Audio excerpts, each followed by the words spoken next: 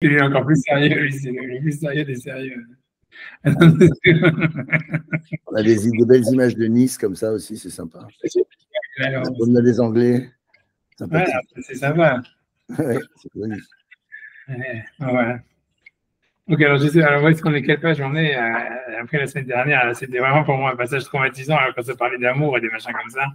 Ça m'a rappelé des Ouais, mots. mais j'ai trouvé quand même que, bon, je pense que là, tu dois être un peu victime j'ose pas dire de ta vie personnelle, mais moi, C'est clair, tu peux le dire. je vois qu'il y a quand même un petit peu complètement objectif, quoi. Ça se sent.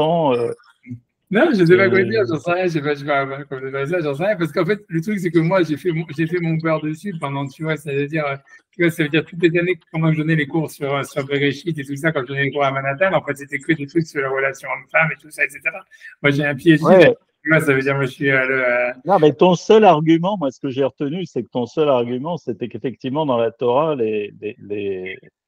tous les rapports de couple étaient plus ou moins problématiques, voire plus, et qu'il n'y avait pas vraiment la vision du Maharal. Mais moi, j'ai le sentiment quand même que, bon, c'est une notion, on va dire, peut-être qui est née à l'époque plus tard, quoi, à l'époque de la Gemara, de la Mishnah, là où la notion de couple romantique est apparue comme ça, avec les zougotes.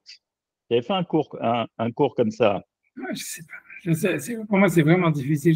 La notion de couple, la notion de zougote comme ça, c'est apparu aussi à l'époque de la Gemara, les couples d'études, etc., comme la notion d'amitié, enfin, toutes ces choses-là, je veux dire, c'est post-Tanachi.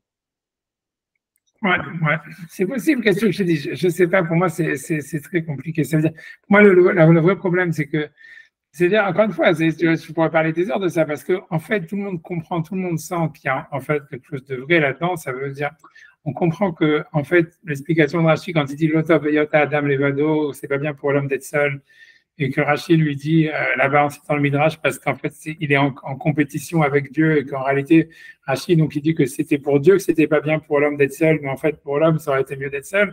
C'est cette explication de Rachid, tu vois, tout le monde sent qu'elle est fausse, tu vois ce que je veux dire. Ça veut dire tout le monde sent que tu vois que ça veut dire que voilà, mais maintenant le problème tu vois c'est clair, tu vois, ça veut dire c'est clair qu'en fait on a l'impression que l'homme il est pas fait pour être seul. Ça veut dire en fait il est voilà.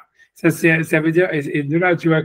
C'est pour ça qu'on peut difficilement critiquer, tu vois, toute cette histoire de mes avec Zivugim, tout ce que le Maharal y parle, d'une manière unilatérale en disant oh c'est n'importe quoi parce que Freud nous a expliqué et Freud et Schopenhauer et tout ce que tu veux et la vie moderne, il nous explique que les relations même entre les hommes, hommes-femmes, à plus forte raison, etc., c'est des relations en fait biaisées où on a en fait que le romantisme, on va dire, ça serait une sorte d'illusion, etc. Et voilà, le truc, c'est que, voilà, c'est donc le truc, ok, disons que c'est vrai, tu vois, que l'homme, il est pas fait pour être seul, etc. Tu vois, c'est compliqué, tu vois, pourquoi et comment, etc. Tu vois, ça veut dire la question que ça pose vraiment, si tu veux, c'est une question vraiment que c'est l'Amérique, en fait, c'est l'essence de l'Amérique qui pose cette question. Tu vois, quelle est la différence entre la solitude et la liberté? C'est vraiment ça la question que ça pose. Tu vois, c'est qu'en fait, je sais plus quel auteur américain, tu vois, qui disait ça, mais j'ai oublié son nom, c'est un auteur que, en fait, je le cite beaucoup sans vraiment l'avoir jamais lu, mais ça veut dire, non, parce que je ne sais pas pourquoi il y a une grande proximité, c'est un type qui a fait de la prison, tout ça, j'ai oublié son nom, c'est un fudge, j'ai oublié son nom, mais tu vois, c'est qu'il lui dit, je sais pas, il dit, à pouvoir se lever quand on veut, avoir personne qui nous attend quand on rentre à la maison, des choses comme ça, etc. Bukowski. Ouais, voilà, Bukowski, voilà, c'est une décision, tu vois, que lui dit, tu vois, il dit ouais, quelle différence, tu vois, entre ça, est-ce que c'est la liberté ou est-ce que c'est de la solitude, tu vois, et ça veut dire, c'est ça la vraie question que ça pose, tu vois, et en fait, est-ce que ça veut dire en fait que, est-ce que le fait que l'homme, il a une difficulté à être seul, c'est parce qu'en fait, il a du mal à assumer la liberté, tu vois? Dans ce cas-là, tu vois, ça ouvrait la chose, tu vois, ça ouvre, en fait, c'est clair. En fait, ce que je veux dire, c'est que tout ce passage, en fait, sur l'histoire de l'amour, du romantisme, etc., de la relation de couple, de toute cette histoire-là, c'est pas une question, en fait, simple, en réalité. C'est pas une question du tout simple. Et c'est très difficile, en fait, d'y répondre parce que, en fait, voilà, parce que Parce que voilà, à part que tu vois que dans la Torah, il y a ou il n'y a pas, etc., mais c'est surtout, tu vois, c'est qu'il y a des siècles qui sont passés par derrière sur cette notion de groupe. Et en fait, ça veut dire, et maintenant, on voit bien, tu vois, c'est ça le problème, c'est qu'on ne sait plus vraiment ce que ça veut dire. Est-ce que, tu vois, ça veut dire, on ne sait plus vraiment ce que ça veut dire, ça veut dire, voilà, c'est très compliqué parce qu'en fait, on est en pleine, ça veut dire, c'est là, on est dans une recherche, la notion de couple, comme il explique, c'est lié beaucoup, comme il dit, avec l'identité. En fait, chacun, il se recherche, en fait, une identité, c'est ce qu'il expliquait quand il disait, oui, c'est au-dessus de la nature parce qu'en fait, c'est la recherche. Il a expliqué le verset Motsi, Meshiv Yechidim Baïta, quand il avait ramené le pasuk Motsi Asirim Bakosharot ou Meshiv Yechidim Baïta, ça veut dire il fait sortir il ramène les isolés dans la maison, dans le sens où il voulait expliquer ce qu'on a vu la semaine dernière, qu'à travers la relation de couple, l'homme en fait il se recherche lui-même, il recherche son identité. Et c'est pour ça que on voit bien, puisque maintenant la notion d'identité, c'est en soi vraiment un problème très très compliqué aujourd'hui. C'est-à-dire personne ne sait plus vraiment qui il est, quoi. Et donc ça veut dire on est dans un tel marasme que tu vois, ça veut dire que l'idée c'est que voilà, on ne peut pas évacuer la question en disant ah ok c'est un sujet, tu vois, ça veut dire non c'est un sujet, ça veut dire c'est clairement un sujet hyper important parce que voilà tout le monde comprend en fait que c'est peut-être le nerf de la guerre, enfin c'est un des nerfs de la guerre, de la situation actuelle dans laquelle on est, etc. Mais en fait, moi, en tous les cas, j'ai vraiment du mal. Moi, j'ai pas assez de recul. Tu vois, ça veut dire, normalement, tu vois, pour pouvoir juger, pour pouvoir penser, etc., il faut avoir vraiment du recul par rapport, tu vois, par rapport à une question, pour pouvoir l'analyser, pour pouvoir dire des choses. Et en réalité, c'est tellement, tu vois, tellement le foutoir. En tous les cas, moi, dans ma tête, tu vois, par rapport à ces sujets-là, tu vois, que en réalité, j'ai du mal à, tu vois, ça veut dire, voilà, c'est pour ça que quand je disais, oui, c'est ma vie personnelle, tout ce que tu veux, oui, c'est vrai, possiblement, c'est ma vie personnelle, pas simplement ma vie personnelle, c'est aussi une époque, c'est tout ce qu'on veut, qui en fait, qui fait le fait de penser le couple un truc, tu vois, vraiment, à mon avis, un projet, tu vois, je sais pas comment dire, pharaonique, quoi. C'est-à-dire, tu vois, c'est-à-dire, voilà, quoi, je sais pas, c'est-à-dire, c'est pour ça que je vais pas évacuer en disant, ouais, c'est n'importe quoi, etc. C'est sûr qu'en fait, c'est au contraire un sujet très important et tout le monde comprend que c'est un problème, tu vois. Mais à mon avis, c'est cette histoire-là, tu vois, tu vois, je pense qu'il faudrait penser plus, tu vois, qu'est-ce qui fait souffrir l'homme dans la solitude, tu vois, c'est ça, en fait, ce qu'il faudrait analyser, tu vois. C'est ça, la question, comme ça qu'il faudrait formuler la question, à mon avis, aujourd'hui. Et est-ce que c'est la liberté qui fait souffrir l'homme dans la solitude? Est-ce que c'est, tu vois, je sais pas, tu vois, est-ce que c'est une insécurité? Tu vois, est-ce que c'est un manque, c'est une nécessité de recevoir, tu vois, une approbation, comme ils disent les Américains, une validation, tu vois, ils parlent de validation, des trucs comme ça, tu vois. C'est tout ça ce qu'il faudrait. Mais encore une fois, on a l'impression, parce que l'idée, c'est que même, on a l'impression que même si on va poser la question comme ça, comme en fait, tu vois, ça veut dire, puisqu'à la fin, lui, il fait du couple, en fait, quelque chose comment dire, de métaphysique, tu vois, de surnaturel, tu vois, de magique, de divin, quelque chose comme ça, tu vois, c'est-à-dire, à ce moment-là, tu vois, à chaque fois qu'on va réfléchir, quelle que soit la manière dont on va réfléchir, qu'on va psychanalyser, analyser philosophiquement, etc., on va être réducteur. Et lui, c'est comme lui, on a l'impression qu'il a une foi dans l'amour, comme on a une foi dans Hachem, tu vois. Et le truc, c'est dans tout ça, c'est que tu vois, le truc, c'est que dans la société moderne, ça veut dire jusqu'au XXe siècle, ça existait, tu vois. Maintenant, c'est très difficile à y croire. Enfin, tu vois, c'est très compliqué. Et puis, c'est tellement catholique, c'est tellement chrétien que tu vois que ça, si tu vois, je sais pas quoi dire, tu vois, ça veut dire, on voit bien qu'en fait, c'est un truc très catholique. Dans l'islam, il n'y a pas ça, certainement pas, tu vois, elles sont tous polygames comme je sais pas quoi. Tu vois, ils traitent les femmes comme de la merde. Les femmes, elles sont très heureuses aussi comme ça. Tu vois ce que je veux dire? Ça veut dire ça, tu vois. Ça veut dire, ça n'a pas l'air de l'extérieur, ça a l'air à ça, tu vois. Je veux dire, tu vois, ça veut dire, et je veux dire, voilà, tu vois bien qu'aujourd'hui, les Françaises, elles se convertissent par milliers à l'islam. Donc voilà. Donc je sais pas, c'est en soi un des aveux de tout ça, tu vois.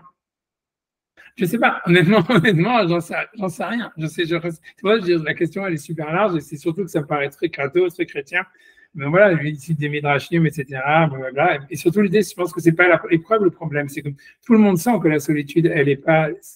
Ça veut dire que l'homme, il a besoin d'une. Que voilà. Et le genre là-dedans, ou le sexe là-dedans, il a son rôle. C'est-à-dire, voilà. c'est difficile, c'est vraiment difficile, tu vois, de comprendre, tu vois. C'est très difficile de comprendre, tu vois, en fait, tu vois, ça veut dire, voilà, la relation de la sexualité par rapport, tu vois, ça veut dire, parce que ça veut dire, c'est-à-dire que dans une complémentarité. Lui, il dit quand même que c'est reconstituer une unité, quoi. C'est ça qui rapproche du divin. C'est faire un travail, on va dire, dans lequel tu es obligé en permanence de te remettre en question pour reconstituer une unité, ce en quoi tu accèdes au divin d'une certaine façon. Moi, je crois surtout qu'on a besoin de... C'est concret quand même. Parce qu'on ne se voit, on n'existe que dans le regard de l'autre, sinon.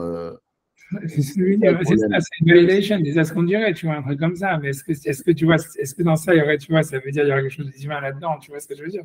Je sais pas. Non, parce que je regarde la solitude. Ouais. Le couple, c'est un exemple, mais il y a le couple, il y a la fratrie, il y a plein d'autres interactions, quoi. Il y a l'amitié, la fratrie, le couple, c'est plein d'autres interactions, mais on n'est pas seul si on est avec un ami. Hein. Ouais, on voit aujourd'hui sur la solitude, si tu veux, c'est que c'est quand même quelque chose, c'est la misère, quoi. C'est vraiment la misère de l'individu. Je veux dire, qui peut supporter de vivre seul aujourd'hui? Je sais pas, il faudrait me donner des exemples de solitude réussie, quoi. Mais j'allais dire moi. Bon, c'est pas vrai. À mon avis, c'est faux. Je sais pas. Des hobbies que tu arrives à créer, si tu arrives à créer assez de hobbies, tu peux être seul avec toi-même, hein, tu peux écrire. Après, si évidemment, si tu n'es que spectateur, tout seul, tu t'ennuies un peu, mais si tu arrives à te créer des hobbies que tu aimes bien et machin, tu peux être créatif et pas te sentir seul du tout. Hein. Le peintre, quand il peint, j'ai pas l'impression qu'il se sent seul. Hein. Ouais, non, donc, le musicien, quand il musique. Mais c'est compliqué, tu vois. Je pense que tu vois, on peut partir dans cette direction. Ça veut dire, c'est dans ce qu'il dit, tu vois, il y a quelque chose, il y a de quoi réfléchir parce que c'est sûr qu'en réalité, si tu veux, dans la Kabbale, si tu veux, on parle, tu vois, mais c'est repris dans les Chazal, je peux ramener des références, mais moi, je pense que dans ces sujets, le moins on amène de références, peut-être le mieux ça vaut. Tu vois, mais tu vois, on parle, tu vois, de l'arbre de la vie et de l'arbre de la connaissance du bien et du mal. Et qu'en fait, tu vois, en fait, l'idée, c'est qu'a priori, quelqu'un qui est dans l'arbre de la connaissance du bien et du mal, c'est deux manières de vivre, tu vois. C'est-à-dire, il y a celui qui vit dans l'arbre de la connaissance, et en fait, c'est celui en fait qui vit à travers l'étude de la Torah, mais même à partir d'un acte créateur, quel qu'il soit, tu vois. Ça veut dire quelqu'un qui va être, tu vois, créer même de la musique, un tableau, de la science ou n'importe quoi. Ça veut dire qui va apprendre, tu vois, le bien et le mal, qui vit à travers la connaissance et à travers la création, en réalité. En fait, c'est une opposition à l'arbre de la vie, c'est-à-dire qu'en fait, c'est une manière de vivre où on s'extériorise à soi-même à travers la création. Ça peut être même, tu vois, quelqu'un qui vit à travers.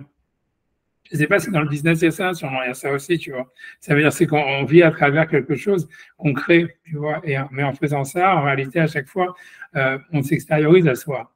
On ne vit pas vraiment, tu vois. C'est très, mais c'est une manière de vivre, tu vois. C'est pour ça que beaucoup d'auteurs, tu vois, beaucoup d'écrivains, beaucoup de peintres, etc.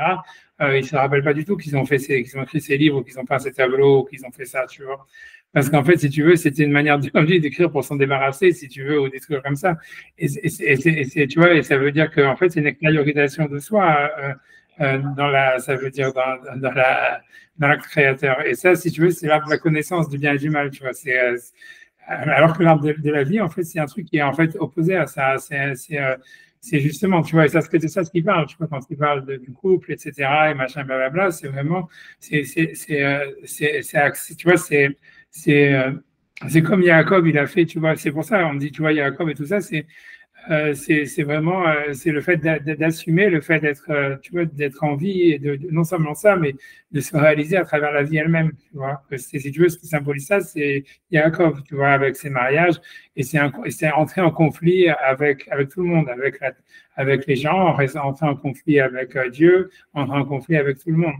Et ça veut dire être dans l'arbre de la vie. Tu vois, c'est comme Jacob, il s'est battu contre les anges, contre Dieu, contre Lavan, contre ses femmes, contre ses enfants, contre tout le monde. Mais tu vois, ça veut dire, si tu veux, le type qui est pas seul, c'est lui, quoi, on va dire. Mais voilà, c'est vrai qu'il assume la vie comme ça. Ça veut dire, tu vois, ça veut dire, il vit pas à travers une création. Il y a des gros moments de solitude quand même, là, le combat, Ouais, mais c'est tout, c'est le moment qui même, tu vois, même là-bas, il n'est pas seul, hein, je veux dire, voilà, il reste pas seul 2 secondes, hein, dès qu'il reste seul, hop, il y a un ange qui vient l'emmerder.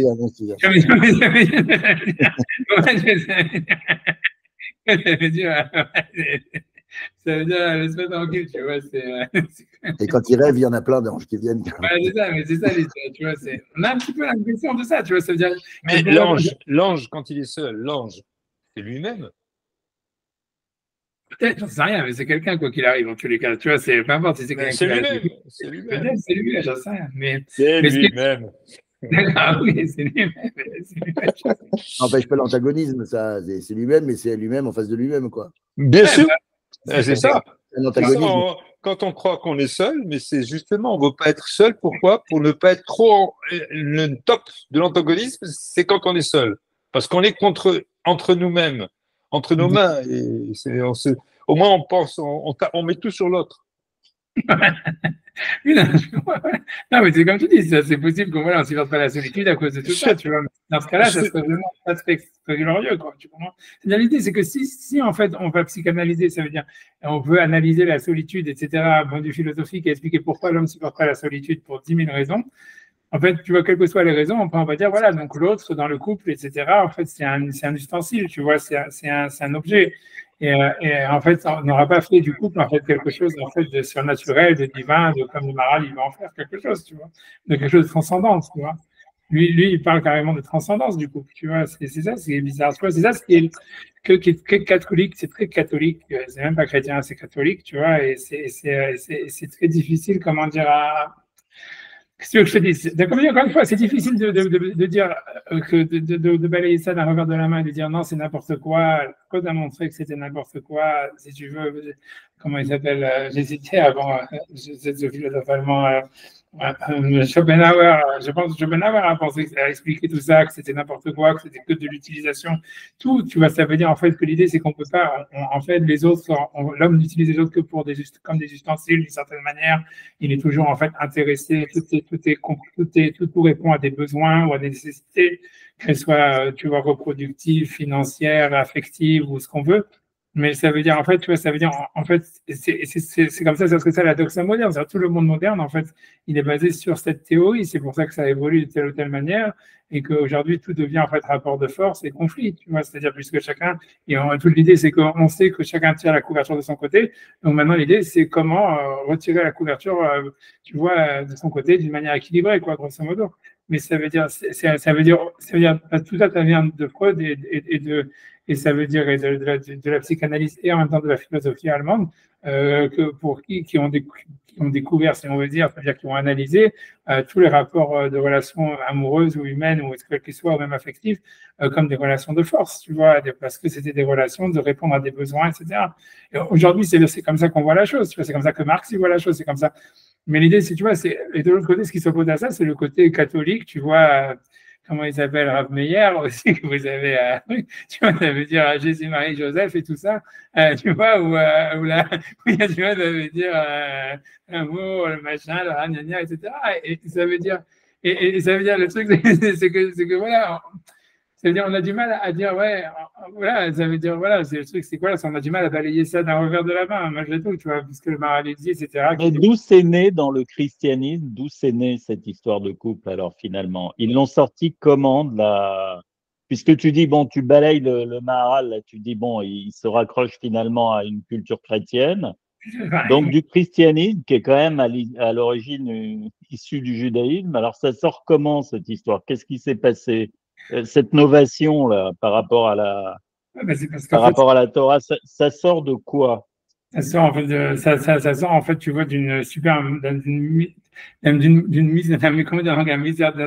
ça veut dire d'une mauvaise compréhension, à mon avis, de la kénose, tu vois. C'est-à-dire que l'idée, c'est de dire que en fait, comme pour eux, tu vois, ça veut dire Dieu, il s'est manifesté en Jésus, tu vois, donc dans le corps d'un être humain, etc. Donc, en fait, ça voulait dire pour eux que tout ce qui est humain est divin, tu vois. C'est comme ça qu'eux, ils l'ont interprété. Donc, pour eux, ça voulait dire, voilà, si je veux du sexe et tout ça, c'est divin. tu vois, etc., etc. Si je veux de l'amour, c'est divin. Si truc bidule, c'est divin, tu vois. Ça veut dire, c'est ça toute l'idée, tu vois. C'est pour ça que dans la sainte famille, avec la maman, le papa, le petit bébé, avec nos petites auréoles dessus et tout ça, qui sont, tu vois, qui sont transcendants. Mais, tu vois, Et du coup, le couple est sacralisé et tu peux plus divorcer, quoi. ouais, C'est exactement. plus utilitaire. Donc, nous, on aurait une vision utilitaire, c'est ça? J'ai pas On dit. aurait une vision utilitaire, quoi. Avec, J'en sais rien. Si tu veux, Freud, en se basant sur la Bible, il a, si tu veux, envoyé un grand coup de pied à tout ça, tu vois. Ça veut dire, il a dit, voilà, le sexe, les relations humaines, les relations hommes-femmes, c'est des relations de sexe, tout ça, c'est de la libido, c'est du machin. Il a psychanalysé tout ça, il a réduit, si tu veux, tout ça à l'état animal en disant, en fait, tout ça, c'est animal, c'est des besoins animaux, c'est des besoins, tu vois, machin. Il n'y a rien de sacré dedans, il n'y a rien de transcendance, c'est complètement, tu vois, calculable, analysable, mathématisable, tout ce que tu veux. Et si tu veux, il n'y a pas que lui lui, il a simplement lancé les trucs. Après ça, chacun a lancé son école d'analyse. Tu peux, voilà, tu peux les analyser, tu peux analyser ça d'une manière existentielle comme Sartre, ou tu peux analyser ça comme je sais pas quoi, tu vois, comme Schopenhauer, comme ce que tu veux. Mais l'idée générale, c'est que tout le XXe siècle, il a, en se débarrassant du christianisme, il s'est surtout, tu vois, au fond, voulu se débarrasser de l'amour, tu vois. Et ça a donné une société qu'on connaît aujourd'hui, tu vois, c'est-à-dire, voilà quoi, pas génial. Tu vois, ça veut dire que voilà, que tout l'amour, il a été transmis ensuite sur des objets. C'est-à-dire, les gens maintenant, ils aiment plus leur Ferrari que leurs femmes, quoi, ou j'en sais rien, tu vois, ça veut dire, les femmes, elles aiment mieux leur sac Louis Vuitton que leurs enfants, tu vois, tu vois, c'est ça que ça a donné. Donc, on comprend, tu vois, que le problème, c'est, voilà, c'est. La Rolex rentre dans le cadre? Voilà, Alex aussi rentre dans le cadre. Ah, c'est bon. Même si on n'a mis que Shabbat? Moi, j'ai rien contre les Rolex, j'ai rien contre les Ferrari, j'ai rien contre les Rolex, c'est un petit exemple. Est-ce qu'il faut l'écraser, la Rolex que j'ai acquis il y a très longtemps? Qu'est-ce qu'il faut en faire? C'est ça, tu peux, si tu ne l'avais pas, si tu en as marre, tu ne l'as pas. Voilà, parce que c'est un signe de réussite, hein, la Rolex. Je ne sais plus le publicitaire qui a dit ça, mais celui qui n'a pas de Rolex, oui, mais maintenant, il n'a pas réussi dans la vie. Maintenant, au moins, tu es sûr d'avoir réussi. Non, oui, on n'a plus besoin. On n'a pas besoin de Rolex. La réussite est intérieure. C'est d'être à l'heure. Pour moi, c'est très difficile. C'est intérieur. La réussite est intérieure. C'est des mots, ça ne se voit pas. Mais oui. Aussi, ça se voit. Bon, le problème, c'est que voilà, donc c'est ça. Mais pour revenir au problème, tu vois, c'est ça l'histoire, c'est que en enlevant l'amour et tu vois, c'est-à-dire en ayant désacralisé l'amour, en l'ayant comment dire, mathématisé, analysé, etc.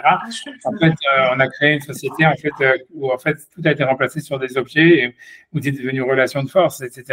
Et donc voilà, donc c'est pour ça encore une fois, ce qui dit le Maharal, tu vois, etc. C'est compliqué, tu vois. Je me suis dit, peut-être c'est une manière de se réfléchir, tu vois, puisque si tu veux, dans le judaïsme, on reconnaît le fait que, si tu veux, l'homme, il est à l'image de Dieu, etc. Et en fait, mais il y a dans la Kabbale, il y a une grande part qui est donnée à la sexualité. Tu vois, mais voilà, quoi, ça veut dire, tu vois, c'est-à-dire, voilà, ça veut dire, c'est sûr que la sexualité, elle a un sens transcendant. Tu vois, dans la Kabbale, ça existe, tu vois, mais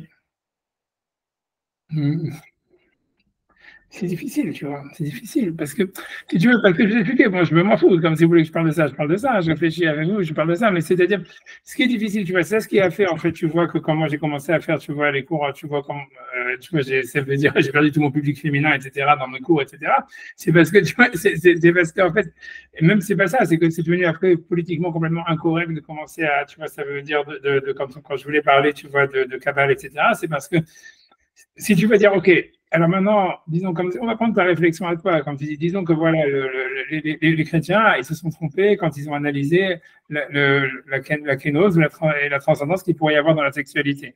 Donc en réalité, si tu veux, ce qu'ils ont appelé eux l'amour transcendant, etc., ce que semble décrire le Maharal dans ce chapitre-là, disons que c'est une erreur, puisque on va dire Freud, Schopenhauer, tout cela, Nietzsche, tout ça ont montré que c'était une erreur. Foucault, name it, ce que tu veux.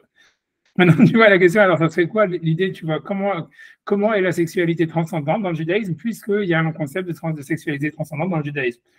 Alors, tu vois, l'histoire, c'est que, ok, moi je m'en fous, alors je vais dire, tu vois, ça veut dire, l'idée, c'est que, alors, le seul qui a un peu parlé de ça, qui a un peu compris, qui a entrevu une lueur de vérité, tu vois, etc., mais évidemment pas grand-chose en réalité, c'est Lacan. Lacan, quand il a commencé à comprendre qu'en fait, si tu veux, la sexualité dans la je sais pas, j'avance pour l'instant, ça veut dire que c'est Lacan, il a compris que, tu vois, c'est-à-dire que dans la sexualité, il y avait quelque chose de transcendant et que cette transcendance, elle était en fait de l'ordre métaphysique. Lui, il a compris que c'était un des concepts, tu vois, métaphysiques.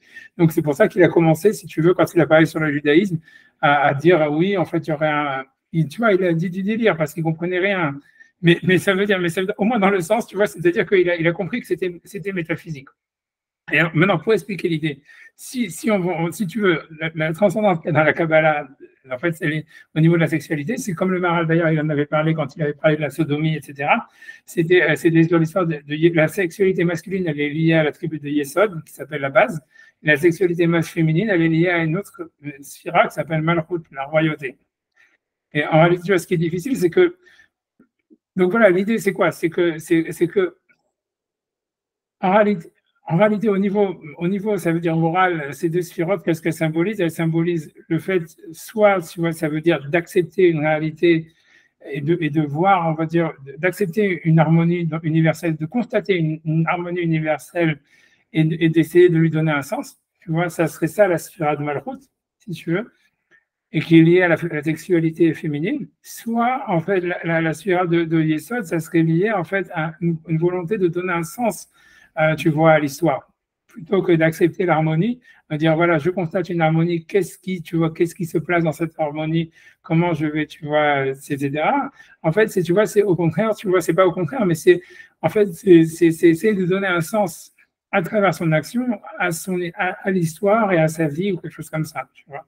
Ça serait ça la tribu de Yesod, voilà, la tribu de Yesod qui est la sexualité masculine. Et après ça, tu vois, c'est ça le problème. Dès qu'on commence à parler comme ça aujourd'hui, là encore, tu vois, ça veut dire tout le monde te tombe dessus en disant ah voilà, c'est des stéréotypes, blablabla. Bla, bla, bla, bla. Tu vois, ça veut dire voilà, tu as compris, puisque là, tu parles plus maintenant de ce qu'on appelle aujourd'hui du genre que du sexe, tu vois.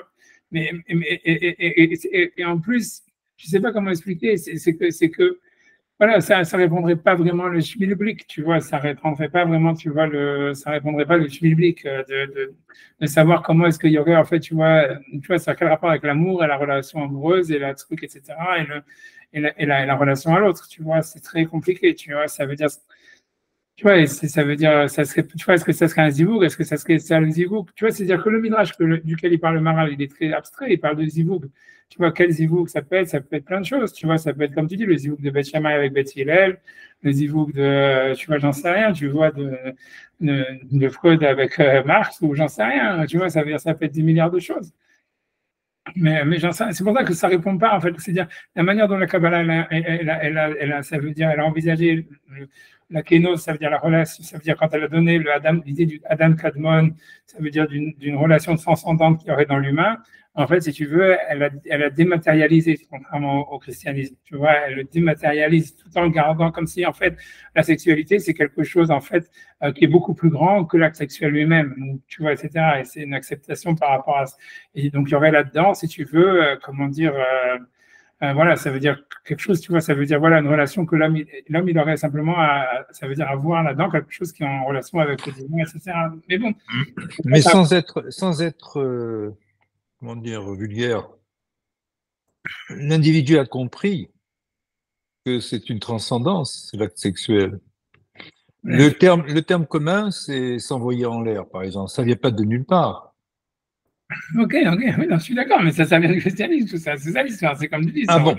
Oui, je sais exactement, il n'y a pas que ça, il y a plein d'autres expressions, hein, ça veut dire, je ne sais rien. Tu vois. Mais bon, mais c'est sûr qu'aujourd'hui, quand tu regardes en Amérique, ils ont, contrairement, tu vois, et justement, comme tu dis, c'était une vision de voir les choses. Maintenant, tu vois, si tu regardes ce qu'ils disent dans les films américains quand ils parlent d'avoir une exploration sexuelle, c'est beaucoup plus le contraire, tu vois. Je ne vais pas le dire en anglais parce que c'est carrément un truc, mais c'est vraiment plus, tu vois, tu vois, je sais pas, tu vois, whatever, je vais pas en parler, je vais pas le dire, mais tu vois, mais c'est-à-dire aujourd'hui, si tu veux, quand tu vas regarder maintenant, ce que tu dis, c'est vrai, on va dire, dans les films français ou si tu veux, machin, etc., mais regarde les films américains, tu verras que c'est différent, tu vois, c'est-à-dire dans le sens où tu vois, où ça dépend en fait justement de quelle est la société dans laquelle tu évolues, quoi. C'est-à-dire que pour moi, c'est aussi une difficulté, tu vois, pour laquelle il y a quelque chose, tu vois, en fait, ça veut dire pour moi de juger toute cette histoire-là, c'est que cette relation qui est à l'acte actuel complètement comme transcendant et spirituel et immatériel et incroyable, tu vois, si tu veux, cette déification de l'amour, en fait, elle est complètement, si tu veux, française, latine, italienne, ce que tu veux.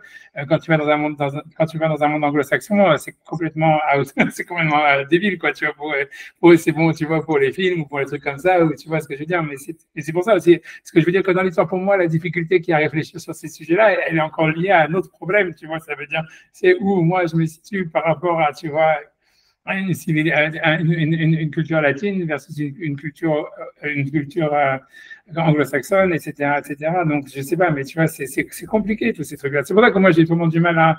Je dis, c'est un sujet compliqué, mais j'en sais rien. Moi, j'en sais rien, je sais pas quoi dire, tu vois, ça veut dire, je sais pas. Pour moi, je veux dire, l'idée, c'est que...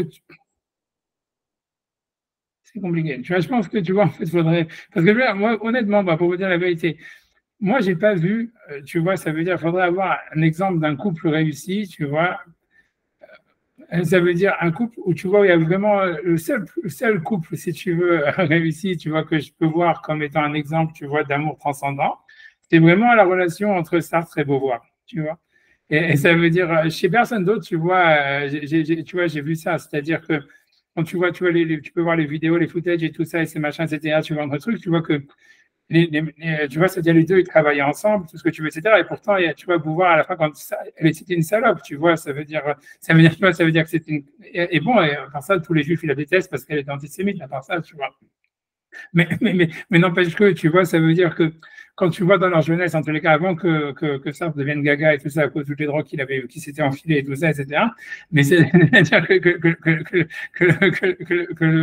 que dans leur jeunesse, etc. Mais c'est sûr, ça veut dire à la fin, c'était une épave, quoi. Je veux dire, c'est tout, tu vois. Mais ce que je veux dire, c'est que dans leur jeunesse, tu vois, quand tu vois le récit, tu vois, de comment est-ce qu'ils travaillaient ensemble, comment tu vois, c'est-à-dire comment tu vois vraiment qu'il y avait un zivouk. Là, tu vois un zivouk. Tu vois ce que je veux dire? Si tu vois un zivouk, c'est le seul zivouk que moi j'ai vu, tu vois. Ça veut dire, à part ça, tu vois, tu vas voir, tu vas chez les rabbinim ou chez les machins, etc. Moi, j'ai pas vu des. Tu peux voir des couples heureux, pacifiques, machin, blablabla, mais est-ce que tu peux parler de zivouk? J'en sais rien, tu vois. C'est très space, tu vois. Et ça veut dire, tu vois, moi justement, une des preuves pour moi que le couple de Sartre et de Beauvoir, c'était un zivouk, c'est parce que justement, ils n'habitaient pas ensemble, tu vois. Et ça, c'est quelque chose, tu vois, de très. Je ne sais pas comment expliquer, ça veut dire, tu sens que c'était quelque chose de. Tu vois, ça veut dire, ils passaient toute la journée ensemble à travailler, à écrire ensemble, etc., surtout tu vois, pendant la guerre, etc. C'est super intéressant à voir, parce qu'il y a tous les interviews de Sartre et de Beauvoir sur la relation. Tout ça, tu peux trouver sur YouTube. Et c'est super intéressant de voir comment est-ce que, tu vois, en fait, ils s'entendaient bien à tous les points de vue, etc., vraiment, tu vois, en osmose, etc., et que c'était, voilà, maintenant, l'idée, c'est, tu vois, c'est ce que tu vois, et qu'en fait, pour eux, la grosse difficulté qu'il y avait, c'était de pas si tu veux, de pas se castrer mutuellement, tu vois, intellectuellement, parce que tu vois, c'est-à-dire que justement, comme tu vois, il y avait une sorte de, tu vois, ça veut dire, justement, il y avait un dialogue tellement fort, donc en fait, c'était, etc. Donc, c'était, tu vois, l'idée de, tu vois, de s'empêcher, de se voir, tu vois, de s'obliger à travailler seul, chacun de son côté pendant des heures, etc., blablabla, pour pas que, mais tout ça, c'est hyper impressionnant parce qu'au niveau intellectuel, tu vois, d'avoir une telle, tu vois, osmose et tout ça, c'est hyper rare, tu vois. Tu vois, en général, tu vois, ça veut dire, des intellectuels, ils ne supportent pas aller dans les autres. Ça veut dire, tu vois, mais ce que je veux dire, voilà, maintenant, après ça, tu vois, tu vois, qu'est-ce que je te dis? Tu vois, j'en sais rien, t'as qu'à regarder le footage, pourquoi c'était un zivouk et tout ça, ouais, c'est clairement un zivouk, et c'est pas pour. Je sais pas. Ah, non, je sais pas, tu vois, c'est très. C'est bizarre, c'est space, tu vois, c'est bizarre, encore une fois, hein, c'est super compliqué, tu vois, honnêtement, c'est compliqué parce que, tu vois, je veux dire, après tout ce qu'elle a écrit sur lui, tout ça, tu vois, ça, dans sa vieillesse, c'est sûr qu'elle a été, tu vois, stable, c'était une conne, tu vois.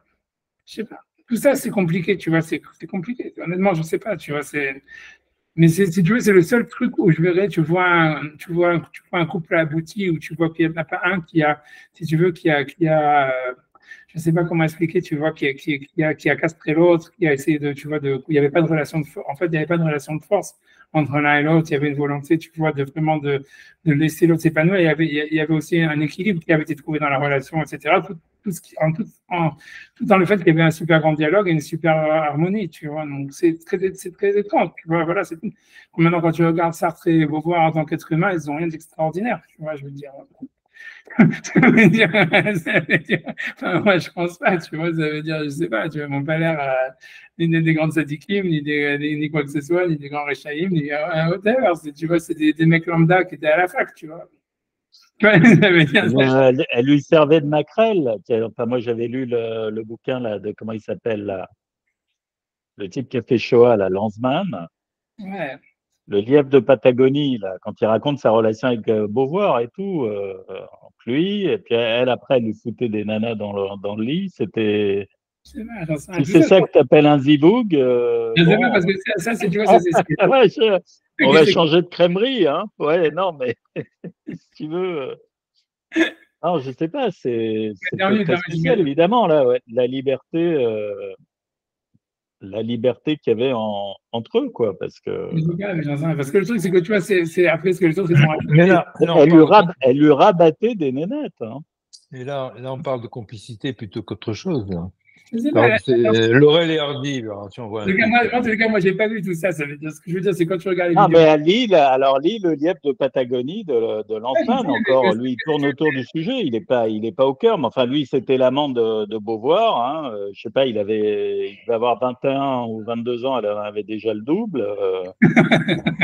Et après, il a vécu avec les Sartres et tout. Il raconte un petit peu comment ça se passait, quoi. Hein. C'est pas le cœur du sujet, hein, mais on voit le ziboug.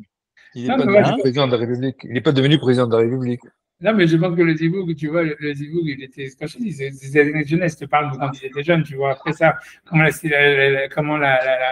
dire, la relation, elle a évolué. Tu vois, c'est space, tu vois. Non, mais je sais pas. Non, mais c'est inquiétant ce que tu nous racontes parce que bon, juste cet exemple-là.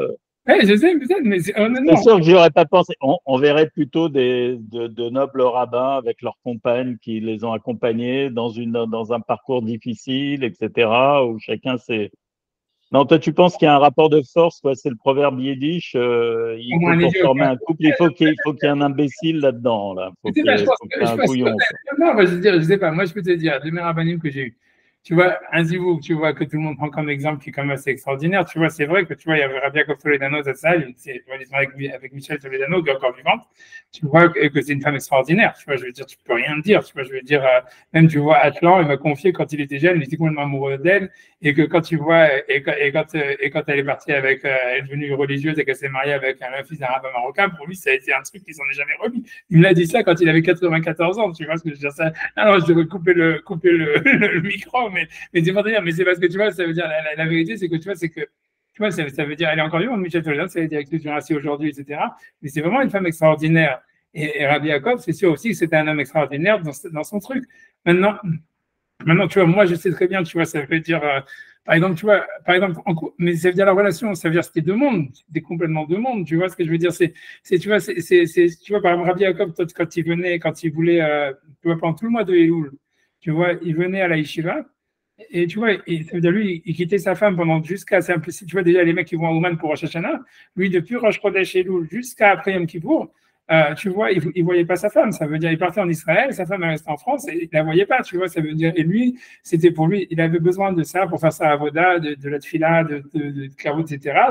Tu vois, ça veut dire pour lui, c'était, tu vois, c'était pas fait. C'est pour ça que je te dis que j'en sais rien. Je sais pas quoi te dire. Tu vois, donc le zibouk, il existait puisqu'ils ont, tu vois, ils ont plein d'enfants et c'est ce que tu veux. Ils ont une famille heureuse. J'en sais rien. Chacun avec son style. Chacun ils ont grandi. Chacun il s'est épanoui, etc. Chacun il a réussi sa vie, si tu veux, etc. Mais tout ça, tu vois, c'est une chose, tu vois ce que je veux dire. Mais ça veut, tu vois, je ne sais pas à quel point, tu vois, Rabbi Yaakov, tu vois, il communiquait avec sa femme, tu vois. Ouais, je pense pas même, je peux pas l'affirmer, tu vois. Ça veut dire, c'est pour ça que ça veut dire qu'au niveau intellectuel, c'est-à-dire, tu vois, il y avait un respect mutuel, il y avait tout ce que tu veux, il y avait une assistance mutuelle, parce que tu parles des gens qui ont des très bonnes midotes, c'est qu'il y avait l'aïmouna, etc. Donc, ça change tout dans la relation. Tu comprends? Ça veut dire, tu vois, comme tu dis, t'es pas en train de faire du rabattage pour ton mari, ou j'en sais rien, ou je sais pas quoi, tu vois ce que je veux dire?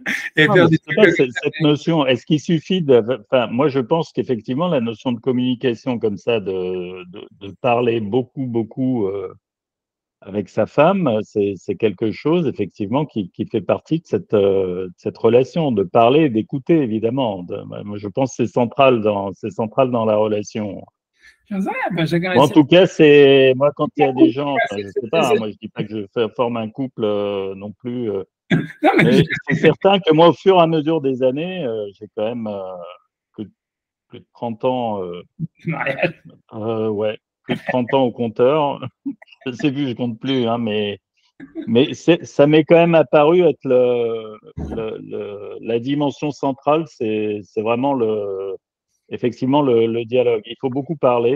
Et moi, quand il y a des copains ou des gens qui viennent me voir et qui ont des problèmes dans leur couple, c'est ce que j'interroge en premier, quoi. C'est comment ils communiquent, est-ce qu'ils communiquent, etc. On voit qu'il y a des gens qui communiquent pas, qui se lèvent un matin, ils apprennent que leur femme est ouais, je suis un copain comme ça. Il s'est réveillé un matin, sa femme, il a retrouvé des chemises dans le tiroir des chemises avec les initiales d'un autre gars qui était repassé.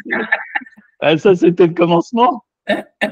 Après, après il a appris que sa femme était avec un espèce d'escroc là, de la finance. Il a été ruiné. Il a perdu son affaire parce qu'il y avait une solidarité. Les impôts lui ont réclamé 15 millions. Il est obligé le monde, la terre s'est écroulée. Et moi, j'ai dit, mais tu parlais avec ta femme? Non, c'était une parfaite inconnue. Il y a des cas, hein, je veux dire, c'est Non, mais grave, c'est c'est sûr, hein, ça interroge, hein, ça interroge. non, mais ce que je veux dire, c'est vrai, ok, mais peu importe, mais ce que je veux dire, voilà, c'est pour ça quand je dis l'histoire, c'est ça, c'est que les couples, c'est déjà compliqué. Tu vois, ça veut dire, les couples et les relations, tu vois, homme-femme, c'est déjà compliqué. C'est pas compliqué, mais c'est déjà un autre type, tu vois. C'est après ça, c'est tu peux avoir une relation harmonieuse, etc. Mais est-ce que c'est vraiment un zigou, tu vois, c'est une autre histoire, tu vois ce que je veux dire. Parce qu'on a l'impression aussi aujourd'hui, tu vois, pour penser de cette histoire-là, c'est comme tu vois, de Sartre et de Beauvoir, comme exemple, tu peux prendre ça, c'est que le zigou, on a l'impression aussi, tu vois, que voilà, est-ce qu'il est éternel, tu vois, ça veut dire, quand chacun, il va dire, voilà, j'ai comme dit, ouais, j'étais marié pendant 30 ans, etc. Quelqu'un, il va dire, ouais, pendant 10 ans, c'était le paradis, pendant ces années-là, c'était la galère, pendant ces années-là, c'était comme si, tu vois, etc. C'est très, tu vois, c'est pas évident, tu vois, c'est pas stable. Et tu vois, c'est une fois, je me rappelle qu'il y avait un Mekoubal qui avait dit à quelqu'un ouais, que le zivouk, en fait, il changeait tous les mois. Je te jure. Parce que tu vois, parce qu'il disait, ouais, truc bidule. Donc, tu vois, c'est pour ça ce qu'il dit, tu vois, si c'est comme ça, tu vois, ok, très bien. Donc, tous les mois, tu vas changer de femme ou tu vas chercher ton zivouk, bah, bonne chance, tu vois ce que je veux dire. C'est pour ça, tu vois, mais je te promets, dans le soir, il y a un truc comme ça qui dit ça, tu vois. Donc, j'en sais rien, tu vois, c'est whatever, tu vois, j'en sais rien. C'est pour ça que c'est compliqué, toutes ces histoires-là. Mais non, c'est sûr que moi, ce que je veux dire dans l'histoire de ça, c'est pas simplement ça, c'est qu'il y avait vraiment, si tu veux, et si tu veux, parce que comme évidemment, dans un couple, tu vois, il y a une complémentarité. Tu vois, pour qu'un couple il fonctionne, il faut qu'il y ait une complémentarité. Mais maintenant, cette complémentarité, elle peut, comment dire, marcher à différents degrés, tu vois. C'est-à-dire que et tu vois, ce qui est le plus impressionnant dans Sartre et Beauvoir, c'est qu'il y avait c'était des mecs qui étaient intellectuels et que la complémentarité, elle s'est passée, tu vois, au niveau intellectuel, tu vois. C'est-à-dire, et c'était très fort dans le sens où en fait, surtout quand il était jeune, c'est-à-dire, c'est pas comme si, par exemple, un philosophe qui est marié avec une poète ou alors, je sais pas, un scientifique qui est marié avec un philosophe. Tu vois, c'était une complémentarité où les deux ils étaient dans le même domaine, dans la même manière, si tu veux, si tu veux, dans les mêmes domaines d'intérêt, etc., dans la même manière d'écrire, enfin, tu vois, beaucoup de sujets, tu vois, d'écriture, etc., c'est-à-dire leur sujet était le même, et ils allaient dans la même direction, et au niveau intellectuel, il y avait une complémentarité, ça, c'est excessivement rare, tu vois. Et c'est pour ça que je dis que tu vois que ça, je vois, après ça, comment la situation, elle a évolué par la suite, etc., c'est vraiment leur histoire, tu vois ce que je veux dire. Mais c'est pour ça que quand je dis, tu vois, le grand rabbinim, tu vois, c'est clair qu'ils vont. Donc, ce que tu donnes, toi, comme exemple, finalement, c'est le zivoug, c'est le zivoug qui avait les zougotes qu'il y avait à l'époque de la Mishnah, quoi. Une complémentarité intellectuelle. Ouais. C'est Rabbi Yochanan qui a pas trouvé quand Resh Resh Lakish est mort, etc. Il n'a pas trouvé ça. Il y avait un rapport, il y a eu un rapport amoureux au début. Il y a eu un rapport un peu suspect, quoi, au début. C'est possible, oui, puisque, enfin, de la part de Resh Lakish, certainement, ça c'est sûr. Oui. Non, mais de la part de. Enfin, il lui a filé sa sœur, quoi, pour. C'est ça. C'est ça. Mais quand même, bon, c'est vrai que. En tout cas, si tu donnes ça après Beauvoir, c'est le parallèle que tu fais automatiquement. C'est vrai, peut-être, tu vois, mais c'est pas que ça. Mais voilà ce que je veux dire. C'est pour ça que c'est compliqué de parler de tout ça. Encore une fois, c'est que. Je sais pas. Ouais, est-ce que ça veut dire que le Zivug, en fait, tu vois, comme tu dis, il serait fait par le Choupa et le Kiddushin, et qu'en fait, il se passe un niveau justement tellement, si tu veux, comme tu vois, tellement transcendant qu'en fait, on peut même pas le décrire. Tu vois, c'est possible aussi, tu vois. Pour moi, l'histoire, c'est aussi une possibilité de dire ça. Tu vois, c'est qu'en réalité, voilà, tu peux décrire tout. C'est comme si tu disais, voilà, en fait, il y a tout, il y a une complémentarité au niveau économique, sexuel, affectif, blablabla. De toute façon, le tiraillement que tu as décrit entre Yesod et Malchut, c'est quelque chose, on va dire, qui. Enfin, c'est vraiment toute la ligne de tension qui existe à chaque instant, quoi, dans le monde, quoi. C'est ce qui. On va dire, c'est vraiment la division. Oui, non, ça paraît mission impossible. C'est sûr que chacun leur porte à bout de bras quelque chose qui le dépasse totalement, ça c'est clair. On peut dire ça peut-être. Oui, on peut dire ça, mais ok, on n'aura pas résolu l'histoire de c'est quoi les zivougs, etc. Et comment est-ce qu'il y aurait une relation vraiment. J'en sais rien. Moi, tu vois, ma théorie personnelle, si tu me donnes vraiment ma conviction à moi, si je pense, tu vois que honnêtement, et j'en suis, moi, ce que je pense, c'est je pense que les femmes, elles sont pas du tout, si tu vois, elles n'ont pas atteint du tout si tu veux, la maturité de leur développement, tu vois. Ça veut dire, je pense que les femmes, elles ont encore un long chemin avant, tu vois, d'arriver à la maturité, si tu veux, à tous les points de vue. Et ça veut dire, et en tant qu'identité féminine, etc., et que tu vois, si tu veux, le féminisme, tout ça, etc., c'est des étapes, des balbutiements, tu vois, tu vois, si tu veux, qu'il est sortiré, en fait, tu vois, d'une sorte de, tu vois, d'immaturité, tu vois. Et moi, je pense, voilà, que je pense que si un Zivoug, il a à venir, tu vois, il est peut-être dans les temps messianiques, etc., ou tu vois, dans un avenir, il a à venir, tu vois. Moi, c'est ma conviction. Maintenant, je peux pas dire ça parce qu'on me prend pour un débile, tu vois, mais moi, j'en suis convaincu. Moi, ça veut dire, j'en suis, parce que voilà, pour moi, ça me paraît vrai, tu vois. Ça veut dire que voilà, si tu veux, les hommes, ils ont une certaine, tu vois, je sais pas, on peut dire maturité ou ce que, c'est difficile à expliquer, mais c'est plutôt, ils sont capables de se définir, ils ont en fait, du fait que, on va dire, ils ont une relation à leur corps beaucoup plus, on va dire, directe et beaucoup plus forte, etc. Finalement, tu vois, ils sont capables, ça veut dire, ils sont capables de se développer, on va dire, tu vois, très facilement, très naturellement, plus vite, tu vois, en fait, si tu veux, qu'on peut dire que, tu vois, je pense, tu vois, que les femmes, et ça veut dire que les femmes, c'est vraiment un truc compliqué, tu vois, ça veut dire à construire. Et tu vois, c'est ce que toutes les constructions de genre, etc., on voit bien que c'est vraiment, c'est toujours orienté en fait sur la féminité, pas vraiment sur la masculinité, tu vois. C'est-à-dire, même si en fait maintenant, si tu veux, l'identité masculine, elle est maintenant en crise, elle est remise en doute, etc. à cause de tout ça. Mais le moteur de la guerre, etc. Si tu veux, ça veut dire la synergie, tu vois, ce qui a créé la synergie, ce qui a créé tout ça. En fait, l'histoire, c'est de savoir qu'est-ce qu'une femme, tu vois, qu'est-ce que la féminité, quel est le rôle de la femme, tu vois, etc. Et ça n'a pas du tout été répondu. Tu vois, ça veut dire c'est pas du tout répondu. Et on est très loin, à mon avis, encore, tu vois, tu vois, si tu veux, de trouver une réponse à ça. Donc, voilà, si tu vois, à mon avis, c'est le sens du verset qui dit la lumière de la lune sera comme la lumière du soleil, tu vois. C'est ça le passage qui dit, tu vois, tu vois, c'est un événement messianique que la femme, elle trouve sa place, tu vois. Et c'est un truc en devenir, et c'est quelque chose, tu vois, en fait, c'est ça le moteur de l'histoire. Si tu veux, ça serait ça la vraie chose. Donc, moi, je vois un Zivoug possible, mais je pense un Zivoug, tu vois, vraiment à l'état messianique, tu vois, ça veut dire, voilà, etc., tu vois. Et je pense, voilà, c'est ça ce que je pense, tu vois. Voilà, je pense comme ça. Je pense que, tu vois, moi, ce qui m'a beaucoup choqué dans l'histoire. C'est la malédiction d'Ève, Ezer Penigdo, mais après, je veux dire, elle est maudite, on voit que la femme, elle cherche toujours à se construire par rapport à l'homme ou à le déconstruire maintenant. Donc, il y a quelque chose. Tu vois, c'est vrai que c'est une dimension qui fait, je veux dire, c'est un peu mission impossible, comme tu dis. Il faut attendre les temps messianiques parce que pour l'instant, elle ne peut pas se construire par elle-même, en fait. J'en sais, je pense qu'en théorie, ça veut dire l'idée, c'est que comme tu dis, ce que tu dis, c'est dans la réalité, c'est comme ça aujourd'hui. Mais l'idée, c'est qu'en théorie, tu vois pas pourquoi pas. Tu vois ce que je veux dire.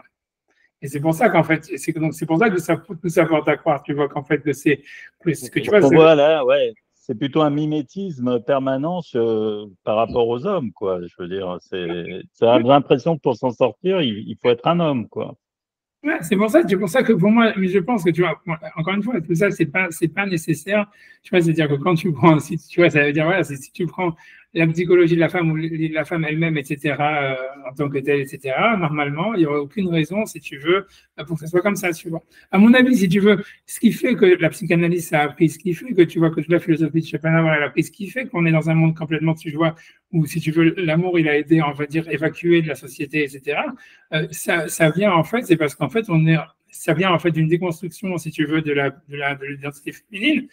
Et si tu veux, c'est quelque chose, tu vois, à mon avis, qui est positif, tu vois. C'est-à-dire, même si ça crée, tu vois, une société malade pour l'instant, tu vois, c'est-à-dire vraiment, on va dire catastrophique, etc. C'est au fond, à mon avis, c'est comme quand tu as dans la Gemara, tu as une question et tu poses la question et maintenant, tu vas être obligé de trouver une réponse, tu vois. Et mieux valait, tu vois, poser la question et se mettre dans une situation de crise, etc., pour qu'une réponse advienne, plutôt que, tu vois, ne pas poser la question du tout, tu vois. Si tu veux, c'est ça pour moi, si tu veux, c'est ma manière de voir la chose, tu vois. C'est pour ça que c'est ça ce qui fait la différence entre ce que moi je dis et ce que tous les autres rabbinés me disent, tu vois. C'est-à-dire que tous les autres rabbinés me disent, ouais, le passé c'était mieux qu'aujourd'hui, on est dans une situation merdique, revenons au passé. Et donc, on dit des conneries, tu vois, puisque, en fait, tu vas revenir au passé, tu vois, c'est possible qu'en disant des conneries, tu vois, puisque le passé, il est passé pour une raison, tu vois, c'est comme il disait, tu vois, c'est comme il disait Rousseau, on ne peut pas revenir en arrière, ça veut dire, quand il disait, on ne peut pas revenir à marcher à quatre pattes, le progrès, il est arrivé, soit une bonne chose ou une mauvaise chose, c'est pas notre histoire, c'est que c'est arrivé, maintenant que c'est arrivé, c'est comme ça, tu vois. Donc, après ça, si tu veux, tout ce que tu vas dire comme discours réac, c'est ça, tu mets de la pommade, tu vois. Alors, les gens, ils veulent y croire parce que ça leur fait plaisir et tout ça, etc. Mais tout le monde sait que c'est de la merde. Et tu vois, et le truc, c'est que voilà, maintenant, moi, qu'est-ce que je dis? Je dis pas dit que j'ai une réponse ni quoi que ce soit, mais j'ai dit, voilà, on est dans une question, c'est super, au moins, on a une question maintenant. Et tu vois, et ça veut dire, on va voir, tu vois, comment est-ce que, tu vois, on pourrait trouver une réponse. Tu vois, c'est ça l'idée. Tu vois, et à mon avis, tu vois, c'est pour ça que moi, je pense que, tu vois, j'ai pas dit, encore une fois, je dis pas que Sartre et Beauvoir, c'est l'exemple du couple du bonheur, etc. Mais ça veut dire que dans leur jeunesse, en tous les cas, tu vois, ça veut dire, il y a un moment où, si tu veux, le premier, ça veut dire, si tu veux, même ça s'est vu dans les livres qu'elle a écrits, etc., au début, qui sont des livres merdes, c'est sûr qu'on ne peut pas aimer ces livres ni rien. Mais ça veut dire, en fait, c'est, en tous les cas, dans la relation, on voit bien qu'il y avait une volonté, tu vois, d'elle-même, ça veut dire, ce qu'elle avait, c'était de s'épanouir, tu vois, de justement, et ça, il a poussé à ça, il a tout en lui-même ne se castrant pas, c'est ça ce qui est super beau, tu vois, c'est-à-dire que, non, mais c'est vrai, c'est pas rigolo, c'est-à-dire que tu vois, parce que c'est vrai, aujourd'hui, tu as des mecs qui disent, je vais me déconstruire pour devenir une femme, ou j'en sais rien, c'est pas quoi, etc., blablabla. Et tu vois, ça veut dire qu'il il a jamais sombré, tu vois, non plus dans le, comment dire, dans le romantisme, etc., ou dans le truc, je vais tout faire pour ma femme c'est mon Dieu, et tout ça, etc. Il y avait à ce niveau-là, il y avait une sorte d'équilibre, tu vois, extraordinaire, à mon avis, tu vois, qui a peut-être pas duré toute l'existence du couple, mais qui a duré quelques années, etc., qui est, tu vois, à mon avis, exemplaire, à mon avis, en tout cas, qui serait, à mon avis, la seule chose qui permettrait d'entrevoir, en fait, la solution du futur. Voilà, c'est ce que je pourrais dire, tu vois. Parce que tout le reste, je l'ai pas, ailleurs, je l'ai pas vu du tout, tu vois. J'ai pas dit que j'ai vu que des couples malheureux, que j'ai vu ça, tu peux voir du bonheur, tout ce que tu veux, mais ça n'a rien à voir avec le bonheur, ça n'a rien à voir avec avoir un couple d'amour, etc. Ça a à voir, tu vois, quel est le futur, tu vois. À savoir, tu vois, c'est quoi ce fameux zivouk dont on nous parle, tu vois. C'est ça la question. C'est ça pour moi. Voilà, c'est tout ce que je veux dire. Maintenant, j'en sais rien, je me dis, j'en sais pas moi. Après ça, je sais que Sartre à la fin, il était gaga. Je veux dire, à mon avis, il a été pas burn-out, mais c'était, tu vois, c'est un mec qui a pris beaucoup de drogue quand il a écrit ce bouquin, qui a quand même été en tôle. Ça veut dire qu'il était dans les camps de prisonniers français, dans l'armée, etc. Je veux dire, tu vois, on voit bien, tu vois, même physiquement, que déjà après la cinquantaine, il était réduit à plus grand-chose, tu vois. Et après, Beauvoir, elle aussi, tu vois, je veux dire, je pense qu'elle a perdu ses repères, etc., etc. voilà, ça veut dire, tu vois, non plus, tu vois, comme voilà, elle n'était pas non plus, je peux dire que c'était la, tu vois, parce que si tu veux, dans l'histoire, dans le temps messianique, il y a toujours cette histoire, tu vois que la femme, elle est considérée justement comparée à on appelle un figuier. Tu vois, c'est ce qu'on dit, notre certes celui qui garde le figuier, il mangera son fruit. C'est un verset dans le truc, que ça parle du Mashiach, etc. Et pour ça, d'ailleurs, que Bathsheba, c'est un nom de figue. C'est une sorte de figue qu'on mange quand on est rassasié. La Gemara dit, Bathsheba, elle était raouille à David Améler, mais il a mangé quand elle n'était pas mûre. Des trucs comme ça, tu vois. Donc, c'est toute cette histoire-là, tu vois. C'est qu'en fait, l'histoire, c'est que le figuier, en fait, chaque chose mûrit. Il mûrit pas d'un coup. Il faut attendre que ça mûrisse. Chaque fruit, il mûrit en 100 ans. Et tu vois, c'est super compliqué, en fait, l'histoire tu vois, du figuier qui mûrit. Mais donc, je dis pas que voilà, que Beauvoir, c'était à la femme aboutie, si tu veux, la nouvelle Ève messianique, etc. Je pense, mais ça veut dire, en tous les cas, dans la relation du couple, il y a eu un moment où, en tous les cas, il y avait, à mon avis, la direction dans laquelle il aurait fallu aller. Tu vois. Et ça, tu vois, ça montrait un équilibre. Je sais pas, tu vois, après, peu importe l'histoire, tu vois ce que je veux dire. Voilà, peu importe. Mais ce que je veux dire, voilà, j'en sais rien. Tu vois, c'est pour ça, pour la source du book, c'est tout ça ce que tu vois, c'est ça ce que je pense, c'est ce que j'ai à dire, j'en sais rien, tu vois. Après ça, c'est difficile aujourd'hui, encore une fois, je sais pas quoi dire, tu vois. C'est compliqué. On verra. Voilà, c'est des gros problèmes. Tu vois, voilà, ça, c'est vraiment, tu vois, c'est des problèmes que tu vois que, voilà, que je sais pas. J'admets les questions, j'admets le problème, j'admets le truc. Je sais pas, tu vois, quelle est la réponse, tu vois, je sais pas dans quel. Je sais pas comment ça va se terminer. Je sais pas. Le vrai problème aujourd'hui, c'est qu'on a l'impression que même les gens veulent même plus se reproduire. Tu vois, c'est ça l'histoire, tu vois. Tu vois, ça c'est encore plus. Ça c'est vraiment le déclin le plus total, tu vois. Si tu veux, ça veut dire, on verra bien, on verra bien, on verra bien. Et tout, hein, qu'est-ce que je te dis, c'est ça le point. C'est-à-dire, grosso modo, tu vois, c'est-à-dire qu'on a l'impression qu'on assiste, tu vois, ça veut dire la manière dont on voit la chose, on a l'impression qu'on assiste au déclin d'une civilisation, tu vois, de la civilisation occidentale, comme ça s'est passé, tu vois, le déclin de l'Empire romain et tout ça, etc. Avec, tu vois, tout ce que j'ai. Dès qu'il y a eu, tu vois, l'officialisation des mariages homosexuels et tout ça, c'était déjà, tu vois, signé sur un papier que tu penses que ta société, elle est foutue, tu vois, c'est-à-dire, tu vois, c'était une mise. Parce que, tu vois, ça veut dire, il n'y a pas de problème, tu vas dire que les homosexuels, etc., qu'il faut les accepter, tout ce que tu veux, mais dire, ouais, c'est la même chose d'être homosexuel et d'être normal, c'était déjà c'était la fin des haricots, tu vois. Mais l'idée, voilà, après ça, quand une civilisation, elle s'effondre comme ça, voilà, c'est sûr qu'après ça, elle est remplacée par une autre. Et c'est ce qu'on voit quand elle arrive, mais c'est sûr, après ça, l'idée, c'est de savoir, c'est dans la, si tu veux, dans la progression de l'histoire, si en fait la progression de l'histoire, elle est basée à ce qu'on a dit, tu vois, que la lumière de la Lune, elle doit être comme celle du Soleil, et que tu vois, c'est-à-dire l'épanouissement de la femme en tant que telle, etc. Tu vois, ça risque, tu vois, tu vois, ça veut dire, voilà, ça va faire ça va encore changer la donne, quoi, on va dire. Voilà, c'est ce que je peux dire. Tu vois, ça risque de faire un setback, mais c'est sûrement un truc tu vois, comme s'il faudrait une réorientation, tu vois. C'est sûr que ça veut dire si on est dans une situation en déclin maintenant grâce à ça sur le rapport à la féminité, c'est parce qu'en fait, c'est comme si en fait la civilisation avec toute son histoire, elle arrivait à une sorte d'impasse. Et que voilà, après ça, quand tu es dans une impasse, en fait, ce qu'il faut, c'est, tu vois, ce qui se passe, c'est que on t'envoie Hachem, il envoie un coup, tu vois, à droite ou à gauche, tu vois, et alors ce coup à droite à gauche, ça peut être l'islam, ça peut être, on verra ce que c'est ça, tu vois. Mais voilà, mais en tous les cas, la direction, elle va rester, à mon avis, tu vois. C'est pour ça, moi c'est pour ça que les gens disent je suis misogyne, etc. Je suis le contraire de misogyne. Moi, je pense que vraiment, ça veut dire,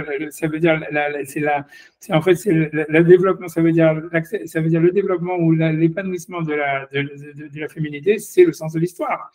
Mais le truc, voilà, c'est que c'est clair aussi que les femmes, elles sont pas du tout capables de s'épanouir par elles-mêmes, comme tu l'as dit, tu vois, etc. Mais je pense pas que tu vois, comme tu dis, c'est une malédiction qui a été faite à Adam après la faute après avoir mangé le fruit. Et justement, on comprend bien que l'avènement messianique, c'est d'arriver justement à réparer ça, tu vois. Donc voilà, donc c'est ça l'idée. Maintenant, voilà, comment, c'est difficile, tu vois. C'est difficile et je suis pas une femme, moi, pour le savoir. C'est ce que je veux dire, c'est ça les trucs, tu vois. Si j'étais une femme, ça serait différent. Je sais pas, honnêtement, c'est très compliqué. C'est très compliqué. Très compliqué. Mais en fait, c'est clair que, si tu veux, moi, une chose que moi je pense claire, tu as même beaucoup de temps à comprendre ça, mais moi j'en suis sûr de ce que je dis, c'est que ce qui stoppe le développement des femmes, c'est leur volonté de contrôle. Le désir de contrôle, il est terrible chez elles, et c'est ça peut-être l'histoire de vouloir être comme Dieu, etc. Et ça les frustre, en fait, ça les castre complètement, tu vois. Et elles ont du mal elles peuvent pas vraiment, tu vois. C'est ça, et je ne sais pas, c'est très très compliqué, c'est très très compliqué. Parce qu'en fait, on a l'impression que la seule manière, en fait, tu vois, de casser, tu vois, la volonté de contrôle, le désir de contrôle caché une femme, c'est par tu vois, c'est vraiment la violence, et c'est comme vraiment, tu vois, c'est vraiment, tu vois, c'est comme si, tu vois, dans la relation au contrôle, on a l'impression que chez les femmes, il y a vraiment, c'est binaire, quoi, c'est soit oui, on a le contrôle, soit non, on n'a pas le contrôle. Et en fait, alors que tu vois, l'idée, c'est que normalement, il faudrait, tu vois, pour qu'il y ait de quoi avoir un jeu, tu vois, pour un développement, il faut que ça soit toujours, en fait, un truc, tu vois, au milieu, tu vois. Et moi, je pense que, tu vois, ça c'est ma team avec ce qui est marqué dans Bereshit, qu'elle a mangé le fruit parce qu'elle voulait être comme Dieu, qui connaît le bien et le mal, etc. En fait, c'est une volonté d'avoir le contrôle, tu vois. Tu vois, c'est compliqué, tu vois, c'est compliqué, tu vois. Je ne sais pas comment les femmes vont sortir de ça. Je ne sais pas comment les femmes vont sortir de ça. C'est-à-dire que pour prouver son identité, pour prouver l'identité féminine, il faut accepter de pouvoir se perdre un peu, de ne pas toujours être en contrôle, c'est ça? Comment ça marche? Je pense que les femmes, elles n'ont pas ça. Ça veut dire, si tu veux, je pense que les femmes, contrairement à ce que tu vois, on pourrait penser, ça m'a mis beaucoup de temps à comprendre ça. Les femmes, en fait, tu vois, elles aiment avoir le contrôle. Non seulement ça, c'est pour eux, c'est vraiment une nécessité vitale, tu vois. Et simplement, après ça, les stratégies pour avoir le contrôle, elles sont différentes de celles qu'on pourrait imaginer chez un homme. C'est-à-dire qu'elle va pas faire chier, elle va pas, on va dire, faire chier, j'en sais rien, tu vois, se battre pour tu vois, pour être en contrôle. Non, ça veut dire, tu peux, par exemple, te présenter comme étant très faible et très, en fait, tu vois, dépendante. Et en fait, du fait que tu es dépendant, que tu deviens dépendante et que lorsqu'il est à charge, tu vois, si tu veux, il est à ta charge, tu vois, ça va montrer de la dépendance. Enfin, se mettre en position de faiblesse, c'est une manière de garder le contrôle, tu vois. Ça veut dire qu'il y a des autres stratégies qui sont utilisées, mais derrière tout ça, à mon avis, il y a une volonté d'avoir un contrôle. C'est très étrange, tu vois comment ça fonctionne, mais ça veut dire, mais c'est vrai, tu vois. Ça veut dire, j'ai beaucoup, tu vois, c'est-à-dire, Lacan, il a dit lui-même qu'il n'a pas compris la sexualité féminine, ni Freud, ni rien. Moi, je pense que j'ai avancé plus là-dedans, tu vois. J'en sais rien ce que je vois dans le grave, mais je pense qu'en tant que psychanalyste, je pense que, tu vois, à cause tu sais, je pense que parce que j'ai une grande expérience, j'ai l'expérience clinique, quoi, on va dire. Et je pense, tu vois, qu'il y a ça veut dire derrière tout ça, derrière tout, il y a une volonté de contrôle. Tu vois, simplement, c'est des stratégies différentes. Et ça empêche les femmes, si tu veux, de s'assumer. Tu vois, ça veut dire. Et en fait, le problème, c'est que une fois que, si jamais en fait tu les libères de ce désir d'avoir le contrôle, tu vois, de ce désir de contrôler que ce soit leur vie, les autres ou peu importe, tu vois, ça veut dire d'avoir le contrôle d'une manière générale. Si elles s'en libèrent de ça, en fait, ça passe complètement, tu vois, dans un truc où et tu vois, c'est complètement, tu vois, il n'y a plus aucun, tu vois, c'est au contraire, tu vois, c'est 0, tu vois, ça veut dire volonté, tu vois, volonté 0, tu vois, où c'est complètement annulé à quelqu'un, etc., etc. Et c'est comme une relation vraiment binaire, parce que j'ai l'impression, tu vois, c'est vraiment binaire. C'est vraiment être ou ne pas être, ou un truc comme ça, tu vois. Et je pense que, voilà, c'est compliqué, tu vois, tu vois, c'est très compliqué. Parce que, voilà, tu vois, c'est ça en tous les cas qui, à mon avis, en tous les cas, qui oriente, tu vois, ça veut dire le développement, tu vois, les décisions, les développements, tu vois, des femmes. Et je ne sais pas comment expliquer, c'est surtout, ça les empêche ce désir de contrôle les empêche de voir clair en elles-mêmes, tu vois, et automatiquement, ça les empêche aussi donc tu vois, de s'épanouir, on va dire, entièrement, quoi, on va dire, un truc comme ça. Moi, c'est ça ce que j'ai compris, tu vois. Et voilà, et donc c'est compliqué, tu vois. Ils sont très loin. On a encore beaucoup de chemin à faire avant, tu vois, qu'on arrive à quelque chose de proche d'une femme qui est capable encore, tu vois, de s'analyser, d'accepter tous ces trucs-là, etc. Blablabla, puisque c'est une femme qui peut simplement, tu vois, qui peut libérer les femmes, si on veut. C'est-à-dire qu'il peut analyser ça, etc. Mais ça veut dire qu'il doit, tu vois, qu'il devrait tu vas accepter, créer, tu vois, une sorte de, tu vois, ça veut dire accepter que, en fait, si tu veux, l'archétype de la personnalité féminine, il fonctionne de manière très différente de celle des hommes, etc. Et construire par rapport à ça, tu vois, une autre théorie, tu vois, de psychanalyse, tu vois, voilà, tu vois, qui permettent, tu vois, tu vois, d'individualiser, tu vois, des mécanismes qui permettent, tu vois, en fait, si tu veux, voilà, le développement, comme on l'a fait chez, tu vois, comme on peut dire, comme on l'a fait chez les hommes, si tu veux. Si tu veux, parce que toute la psychologie moderne, en fait, c'est une psychologie masculine, en réalité. Moi, c'est ça ce que ça veut dire, en fait, comment les hommes fonctionnent, mais les femmes, elles se sont fait semblant de dire, oui, nous, on fonctionne comme ça, mais en réalité, pas du tout, tu vois. Et ça veut dire, voilà, et c'est ça, c'est pour ça qu'elles sont révoltées et tout ça, parce qu'elles ne trouvent pas leur place, etc. Encore une fois, tu vois bien le truc, ça veut dire, elles sont des années-lumière, l'école d'avoir commencé à réfléchir, tu vois. Et elles vont dans la direction, tu vois. C'est mon avis, tu vois.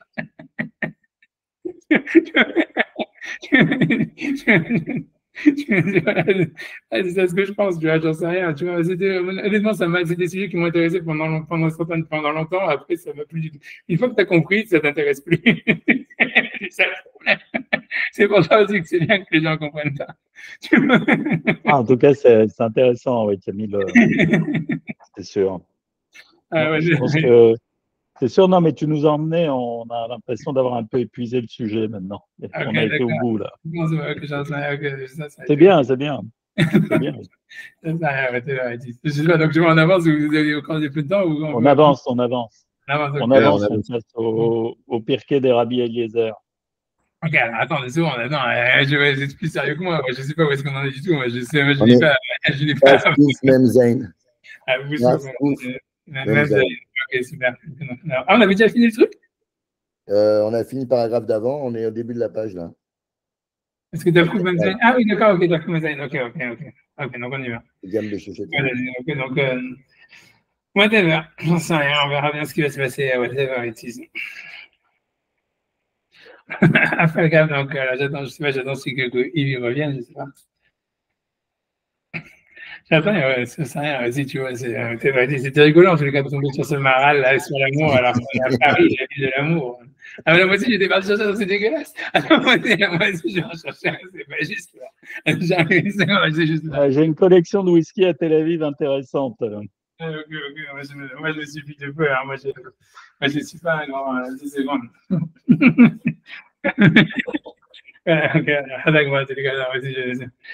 Ça c'est que du power aussi. C'est un bonbon qu'en fait ils ne vendent pas dans le New Jersey, ils vendent que ici, et ici ils les vendent moins cher qu'en Amérique. Tu vois. Il me faut ça pour me remettre, les Chaim, ouais. Remettre de ces émotions sur le couple. Je ne sais pas, honnêtement, je ne sais rien. Je ne sais pas comment ça passe. Ça vaut ce que ça vaut. À la fin, tu vois, voilà, il faut accepter la situation, il faut accepter comme on est. Je pense, voilà, c'est tout. À la fin, ce qui fait quelqu'un est heureux ou pas heureux avec sa femme, je ne pense pas que c'est lié à si son zivou ou pas. Ça dépend vraiment des bonnes midotes ou des mauvaises midotes, tu vois. Enfin, c'est tout. D'accord. Bien, on y va. Donc, donc il dit Afalgav qui gam shechet yemeh bereshit aïta nivrat Hava. Donc, bien que donc, dans les 6 jours de la création, Hava a été créée, Vaya Hashem Idbarach Mezaveg Otam, et Akadosh Baruch Hu, donc il les a accouplés. Imken, donc voilà, donc je ne sais pas ce qu'il veut dire par là, donc on va voir. Et bien, Imken, En Azivu, Varkibur, Dafka, Harash, Lamatateva. Donc, ce que je ne sais pas ce qu'il veut dire par là, donc ça veut dire dans l'accouplement, ça ne serait pas quelque chose qui serait en fait après la finitude de la nature. Donc, ça veut dire pour lui, l'accouplement de Adam et Ève, ça montrerait que l'amour, c'est quelque chose, on va dire, de matériel, de bestial, etc., etc. Donc, il dit Enze Kushia, puisque ça se passe après la création du monde, et ça veut dire dans la création du monde, j'imagine. Il dit Enze Kushia, ce n'est pas difficile, qui Adam et Chava niveu guf echad, parce que Adam et Ève ont été créés un seul corps, et ensuite ils ont été séparés. L'écart, c'est pour cela, donc c'est pour ça que même lorsqu'ils ont été séparés, ils sont un. Donc c'était pas la peine de les unifier tellement, parce qu'ils ont été créés comme un seul corps. On misait à Tam, et pour cette raison, ils ont été créés Adam et Ève, un seul corps, Yoter Mikol Ibrahim, plus que les autres créatures. C'est parce que du fait qu'ils sont en fait séparés, donc il n'y a d'unification que par Dieu lui-même, qui les unifie, qui d'avancé ou à la teva, parce que cette chose-là elle est sur la nature. Je ne sais pas ce qu'il a avancé ou à la teva. J'aurais dû garder le wiki pour après la page, tu vois, parce que là c'est vraiment, tu vois, qui d'avancé ou ça veut dire, et donc dans les 6 jours de la création, il n'y a eu que les choses naturelles. Jusqu'à la fin de la création, c'est pour ça qu'ils ont été créés un seul corps. Mais et ça, on va dire, ça fait pousser et pencher les paroles de nos maîtres. Et donc ainsi sont éclaircies leurs paroles dans ce midrash. Honnêtement, je ne sais pas du tout ce qu'il veut de cette histoire-là. J'ai l'impression qu'il veut dire que l'unité, puisque lui voulait dire que le zivug c'est quelque chose de surnaturel, ça ne peut pas être dans les 6 jours de la création. Il dit si, alors je ne sais pas, pour lui, il avait un problème du fait que Hachem, il a accouplé Adam et Ève, donc ça aurait fait partie de la création. Alors, donc il dit non, en fait, Adam et Ève, ils n'avaient pas besoin d'être accouplés parce qu'ils étaient un pendant les 6 jours de la création, mais comme si l'accouplement, il est après, quoi. Ça veut dire, ce qui s'est passé entre Adam et Ève, ce n'était pas vraiment un accouplement, puisqu'ils étaient déjà un avant, donc ils ont été simplement coupés, séparés, réunis. Mais le zivug dont il est question, qui est après la création du monde, c'est après la bria, c'est quelque chose c'est des éléments qui n'ont jamais été réunis, c'est d'accoupler quelque chose qui n'a jamais été uni en réalité. C'est ce qu'il dit. Non, comme tu dis, je peux pas avancer, je ne sais pas quoi dire dans toutes ces histoires-là, c'est malien, tu vois, je sais pas, tout ça c'est compliqué, tu vois. Ça, j'ai pas envie de rentrer là-dedans, tu vois, qu'est-ce que ça veut dire que tu vois, en tous les cas, ça voudrait dire peut-être que l'idée de la création du zivug, en tous les cas, ça veut dire là, il ouvre la porte, en tous les cas, un truc super bien, quoi, pour ceux qui veulent faire, tu vois, des cours pour la Torah, c'est-à-dire, ça veut dire, qui va avoir du public, etc. C'est parce qu'il dit, en fait, le zivug, il n'est pas prédestiné, c'est-à-dire, il veut dire, le zivug, c'est pas le fait de se recoller à une âme sœur que tu aurais eue avant.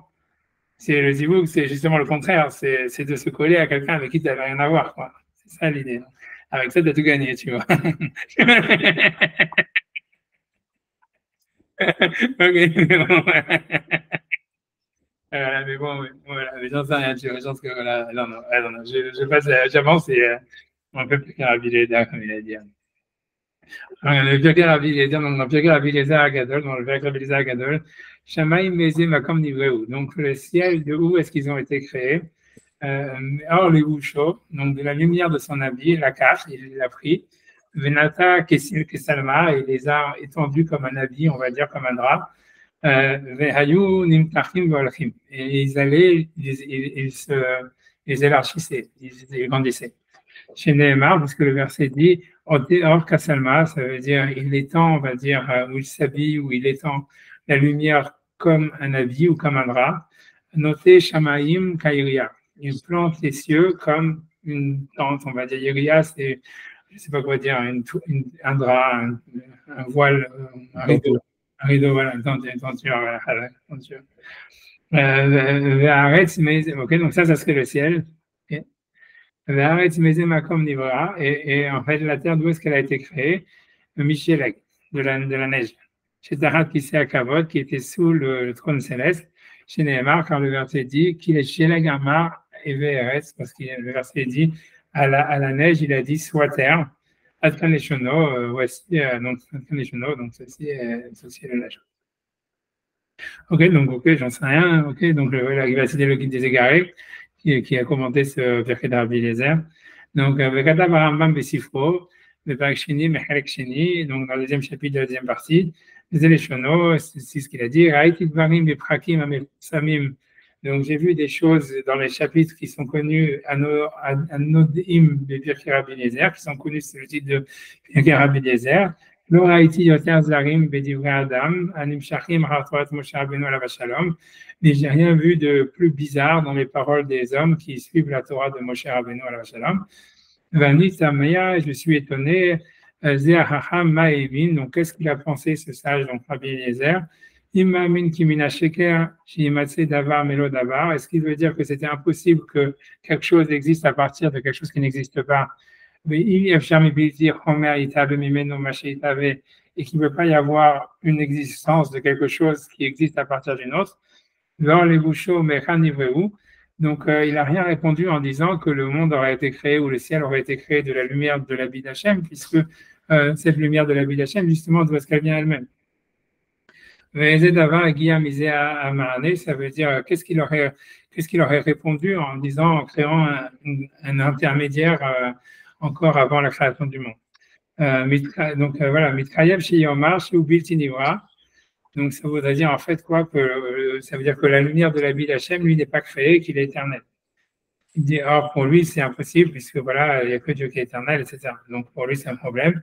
Mais rien de Kisei Akavod, d'avoir Belti Nivra, et ainsi, donc, puisqu'il y avait aussi le Kisei Akavod et la neige qui est sous le Kisei Akavod. Donc, pour lui, pour Maïmonide, la question de Rabbi Eliezer, c'est de savoir d'où c'est sorti, dans le sens où ça ne peut pas avoir été créé du néant. Donc Maïmonide dit, mais ok, alors le trône, il a été créé du néant.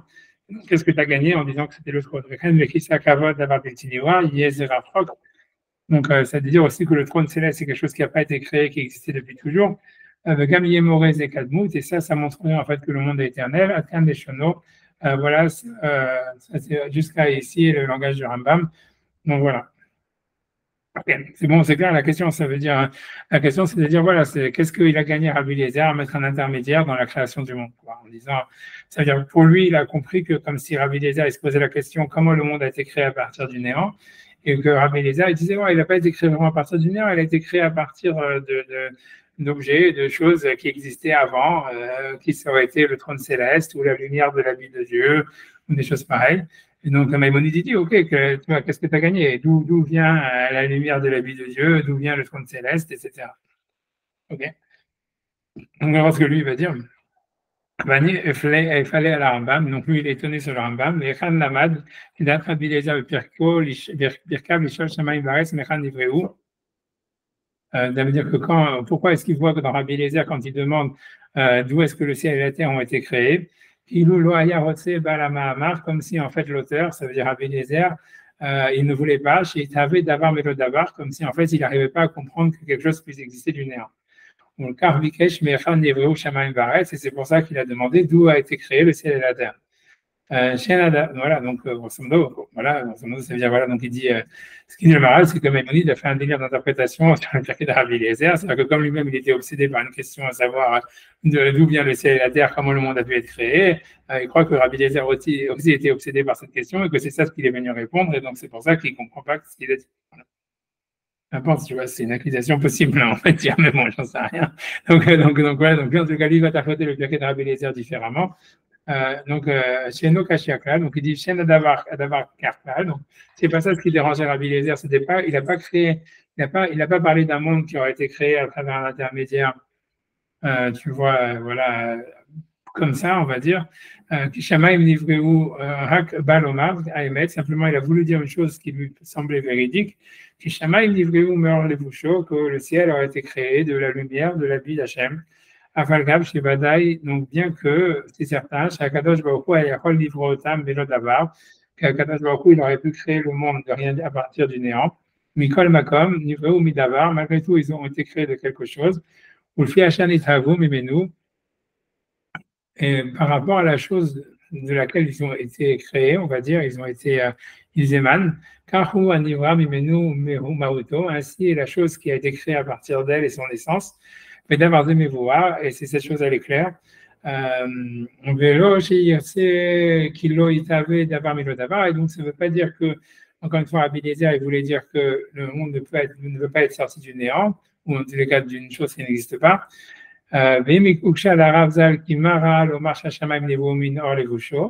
Donc, si jamais la question de Maïmonide, c'est plutôt de savoir pourquoi est-ce que Rabbi Eliezer pense que le ciel a été créé de la lumière de la vie d'Hachem, alors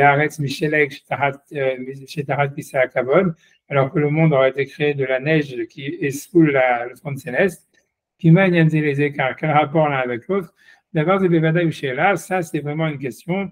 Mais le Maïmonide n'a pas posé cette question, il a simplement posé en savoir voilà, ça veut dire il a posé une autre question en disant comment, voilà, qu'est-ce qu'on a gagné à dire en fait qu'il y aurait un intermédiaire entre le ciel et la terre dans la création du monde. Ah, d'abord, ils disent, bon, j'avance, tu vois, je sais pas, tu veux que je défende, est-ce que tu veux qu'on défende Maïmonide? Je sais pas, si tu vois, c'est compliqué, c'est-à-dire, tu vois, c'est tout, c'est parce qu'en fait, l'idée, c'est parce qu'en fait, tu vois, c'est Maïmonide, pourquoi il a interprété comme ça le fait de Rabbi Eliezer, c'est parce qu'il s'est dit, Rabbi Eliezer, d'où est-ce qu'il sait ça, tu vois? C'est-à-dire, si on interprète comment dire, si tu veux, comme le Maharal, Rabbi Eliezer, mais il te sort un truc, il dit, moi, je pense que le ciel, il a été créé de la lumière de la vie d'Hachem. Ok, la question d'où tu sors ça, tu vois, pourquoi tu dis ça? Qui t'a dit, tu vois? Et que le monde, il a été créé de la neige, etc. Tu vois, donc, si tu veux, Maïmonide, il ne soupçonne pas Rabbi Eliezer d'être, si tu veux, tu vois, ça veut dire un mec qui écrit, qui fait sa prose, tu vois, ça veut dire, tu vois, comme un peu le Maharal fait, ou comme moi je fais, tu vois. C'est-à-dire, on raconte n'importe quoi, et puis c'est bon, tu vois. Donc, c'est pour ça qu'il se dit, si Maïmonide, si Rabbi Eliezer, il a dit quelque chose, ça veut dire qu'en fait, c'était pour lui nécessaire de le penser. Tu comprends? C'est ce qu'il veut dire. Rabbi Eliezer, c'est un auteur de la Mishnah, c'est un Tana. Il vient pas simplement raconter sa vie, quoi. Donc s'il dit quelque chose, c'est parce qu'il doit y avoir une nécessité de le penser. Donc, c'est pour ça qu'il demande quelle est la nécessité. Si ça veut dire que, en fait, le monde, il n'aurait pas pu exister autrement, ça veut dire que quand Rabbi Eliezer dit ça, c'est parce qu'il a déduit, parce que ça veut dire qu'il le savait, parce que le monde n'aurait pas pu exister autrement. Donc, il dit pourquoi le monde n'aurait pas pu exister autrement. Si Dieu, il peut créer ça, tu vois, c'est comme ça que Maïmonide, c'est ça la question, tu vois. C'est pour ça qu'il a raison, Maïmonide, dans ce qu'il dit. Ça veut dire, nous, Rabbi Eliezer, et c'est ça, tu vois, c'est le Maharal, lui, prend sur un point de vue comme si Rabbi Eliezer avait une tradition, comme quoi le soleil et le ciel avaient été créés à partir de la lumière d'Hachem et de la neige et compagnie. Et donc, pour lui, en fait, OK, tout ce qu'il a à faire, c'est d'expliquer quel est le sens de cette tradition. Mais alors, Rambam, il pense qu'il n'y avait pas une tradition pareille, puisque d'où est-ce qu'il aurait su une tradition? Donc, il dit, si Rabbi Eliezer il a dit, c'est parce que pour lui, c'était nécessaire de le penser. Et donc, lui, il demande en quoi c'est nécessaire de le penser. C'est-à-dire, la seule manière que ça aurait été, ça aurait été de dire que Dieu ne peut pas créer à travers l'intermédiaire. Et donc, lui, il dit pourquoi Dieu ne pouvait pas créer le monde directement sans, tu vois, sans passer par des étapes intermédiaires. C'est ça la question. Tu vois, je pense que c'est comme ça qu'il faut répondre à l'avis de Maïmonide, tu vois, dans sa question sur le Midrash. Tu vois, ça veut dire, j'avance, tu vois, ça veut dire, je sais pas, tu vois, c'est vraiment, tout ça, c'est des trucs, encore une fois, aussi très compliqués, quoi, je veux dire, voilà, j'en sais rien. On va voir qu'est-ce que le Rambam veut dire, c'est-à-dire, whatever, tu vois, ça veut dire, j'en sais rien, tu vois, c'est compliqué, voilà. Parce qu'en fait, la vraie difficulté, à mon avis, c'est que Maïmonide lui-même, il va penser beaucoup que le monde, il a été créé à travers des intermédiaires. Et c'est pour ça, tu vois, que par Maïmonide, lui, il pense qu'il y a des anges et que si tu veux, si tu veux, pour lui, la fonction random aléatoire, elle existe. Tu vois, la Shgacha Pratit, elle n'est pas sur tous les détails de l'existence. Et ça découle du fait que lui, il pense qu'en fait, le monde, il a été créé par l'intermédiaire d'anges ou d'énergie, etc., etc. Et ça veut dire, voilà, voilà, whatever, tu vois, ça veut dire, ouais. Ça veut dire, en fait, l'idée, c'est parce que, l'idée, c'est, encore une fois, c'est parce que moi, je ne veux pas me pesantir tellement là-dessus, je ne sais pas si lui, il va rentrer là-dedans, mais ça veut dire ça veut dire une grande différence qu'il y a entre Maïmonide et le Maharal sur la théorie de la création du monde, c'est que Maïmonide, il pense que le monde, il a été créé par des intermédiaires. Et aussi, tu vois, c'est-à-dire par des étapes intermédiaires. Et que même la relation que Dieu il a avec l'univers, elle passe par des intermédiaires. Ça veut dire, tu vois, c'est pour ça que lui dit, voilà, c'est-à-dire, c'est lui qui pense que des grands tzadikim comme Abraham, etc., ils peuvent court-circuiter les intermédiaires, ils peuvent avoir une relation directe avec Dieu, etc. Mais il ne pense pas que c'est ça la manière, si tu veux, naturelle, si tu veux. Ça veut dire, normalement, il y a des anges, il y a des machins, il y a des, tu vois, c'est comme il dit, tu vois, Hachem, il n'est pas en train de calculer à chaque minute où est-ce que cette feuille de l'arbre, elle va tomber. Tu vois, pour lui, non, il y a une fonction random et c'est des anges qui s'en occupent. Et tu vois, ça veut dire que tu vois, ça veut dire, il y a toute une histoire. Pour lui, c'est c'est comme si, tu vois, la vérité, ça veut dire, la Shgacha Pratit, plus elle est généralisée, plus elle est précise, pas précise, mais plus elle se rapporte à Dieu, quoi. Mais ça veut dire, sur le détail, c'est comme si Dieu, en fait, si tu veux, il est proche des statistiques. C'est chose comme ça, si tu veux. Statistiquement parlant, il sait quand il y aura l'exil, il sait quand l'exil, il va s'arrêter, mais il sait pas où va être l'exil, il sait pas qui va être en exil, tu vois, pour Maïmonide, tout passe par des intermédiaires, puisqu'en fait, ça passe tu vois, par des groupes, tu vois, par des trucs généraux. Et si tu veux, c'est à travers le général, le groupe, tu vois, la collectivité, qu'en fait, Hachem, il gère le monde. Mais quand on vient sur l'individu, sur les choses qui sont plus précises, en réalité, c'est géré par des anges, ou tu vois, une fonction random ou des choses pareilles, tu vois. Dans la théorie de Maïmonide, c'est comme ça que ça fonctionne, tu vois. Donc le Maral est complètement contre ça, tu vois, c'est-à-dire, pour lui, ça serait, tu vois, ça veut dire, pour lui, lui pense que chaque créature, elle est créée directement par Dieu. Il n'y a pas de, tu vois, je pense à ça, ce qu'il veut dire, tu vois, créer à partir du néant, directement par Dieu, il n'y a pas d'intermédiaire, il n'y a pas de, voilà, c'est ça l'histoire. Donc, je pense que Maïmonide, dans le Guide des égarés, je ne sais plus, moi, honnêtement, je m'en souviens plus de tout ça, mais je pense que lui, de ce qu'il va prendre de ce Rabbi Eliezer, c'est que justement, il y a des intermédiaires, il va le interpréter finalement, tu vois, je pense, ce chapitre de Rabbi Eliezer, etc. Il ne le cite pas simplement pour le critiquer, il va expliquer c'est quoi la neige, c'est quoi le machin, etc., etc. Donc, il répond, tu vois, à sa question. Mais pour lui, en fait, il utilise ça comme une preuve, comme quoi il y aurait des intermédiaires. Ça veut dire, Maïmonide, dans son développement, l'idée, c'est, il dit, si Rabbi Eliezer dit ça, il le savait de quelque chose, donc nécessairement le monde ne pouvait être créé que par des intermédiaires. Ce qu'il se demande dans un premier temps, c'est quel est le sens de ces intermédiaires dont il est question, le trône céleste, la neige, la vie de Dieu, la lumière de la vie de Dieu, etc. Dans un deuxième temps, si mes souvenirs sont bons, dans le chapitre, il va interpréter ces intermédiaires en disant qu'il y aurait deux essences différentes, blablabla, différentes, blablabla, un truc comme ça, tu vois. Mais alors que le Maral, lui, en fait, sa vraie question, c'est de dire, c'est pas possible que Dieu il a créé le monde, ça veut dire par des intermédiaires, parce que pour lui, je sais pas, pour lui, c'est un truc comme si, je sais pas, c'est comme si, pour lui, c'est la voie d'Azara de penser ça. Lui, il dit à un moment, c'est dans les cercles Israël où il dit ça, il dit que pour lui, c'est de l'idolâtrie de penser qu'il y aurait des énergies qui seraient en charge du monde, tu vois, que ça serait fragmenté, même si Dieu il est au-dessus. C'est-à-dire que l'unité de Dieu ne soit pas à l'intérieur direct, tu vois, que l'homme ne puisse pas être connecté à l'unité de Dieu ou que l'unité de Dieu ne soit pas connectée à l'univers directement, pour lui, c'est de la voie d'Azara. Il n'a pas de libre arbitre. Pour le Maral, il n'y a pas de libre arbitre. Si, bien sûr, mais ça veut dire que. Ça veut dire, mais ce qui veut dire. Le fait que Dieu manage tout, ça s'arrête où? Ça s'arrête où, c'est une bonne question. Tu vois, ouais, t'as raison, en fait, t'as raison, t'as mon point. Ça veut dire l'homme, il aurait le libre arbitre, tu vois, mais comme tu dis, pas tant que ça, en fait. Tu vois, t'as raison, c'est mon point. C'est pour ça que pour le Maral, lui, il explique comme ça l'exil et tout ça, que l'exil, si tu veux, l'exil avait été prophétisé parce que c'était normal que les juifs fautent. Moi, je dirais plus. Je dirais, est-ce que Dieu a le libre arbitre? Ça, c'est dans l'histoire. Ouais, c'est bon, puisque son attitude dépend de la nôtre. Voilà, ça serait ça, tu vois. Tu dois rentrer comme il dit lui, tu vois, tu dois tout de suite, tu rentres dans la Kabbalah, quoi. Pour expliquer le libre arbitre, ça veut dire en fait que tu vois, c'est toi qui fais pénétrer l'énergie d'Hachem dans l'univers, par tes actions, etc., quand tu es obligé d'en faire dans un truc pareil. C'est évident, c'est évident. Ouais, mais non, pas pour tout le monde. Ça veut dire, c'est évident, tu vois, c'est la vision kabbalistique du monde, tu vois, je veux dire maintenant. C'est vrai qu'en fait, l'idée, c'est qu'on peut vérifier que ça marche. Le mot kabbalistique, ça fait quelque chose d'un monde étrange. Oui. C'est le monde actuel, le monde tel qu'il est. Peut-être que c'était moins avant comme ça. C'est-à-dire qu'en tous les cas, tu vois, c'est depuis le Harizal, c'est sûr que c'est ça ce qu'il a, c'est ça ce que le Harizal a théorisé. C'est ça, tu vois, le Maral, en fait, si tu veux, c'est vu comme une sorte tu vois, c'est une œuvre, tu vois, qui est concomitante à celle du Harizal et qu'en fait, tu vois, ça veut dire que c'est vu. C'est pour ça que c'est le Chassidim qui étudie le Maral parce qu'en fait, si tu veux, c'est vu comme une sorte de vision philosophique de comment est-ce que de la Kabbalah du Harizal en réalité. Il y a une grande ouais, ça veut dire que c'est très difficile, c'est pas très difficile, mais ça veut dire en fait, c'est comme ça que je dis que le Chassidim, en tous les cas, il voit le Maral. Mais comme tu dis, c'est le libre arbitre, il fonctionne de manière très compliquée, très différente que chez Maïmonide, tu vois. C'est-à-dire, il y a un libre arbitre, c'est comment tu vas faire descendre des énergies divines, etc., dans la matière.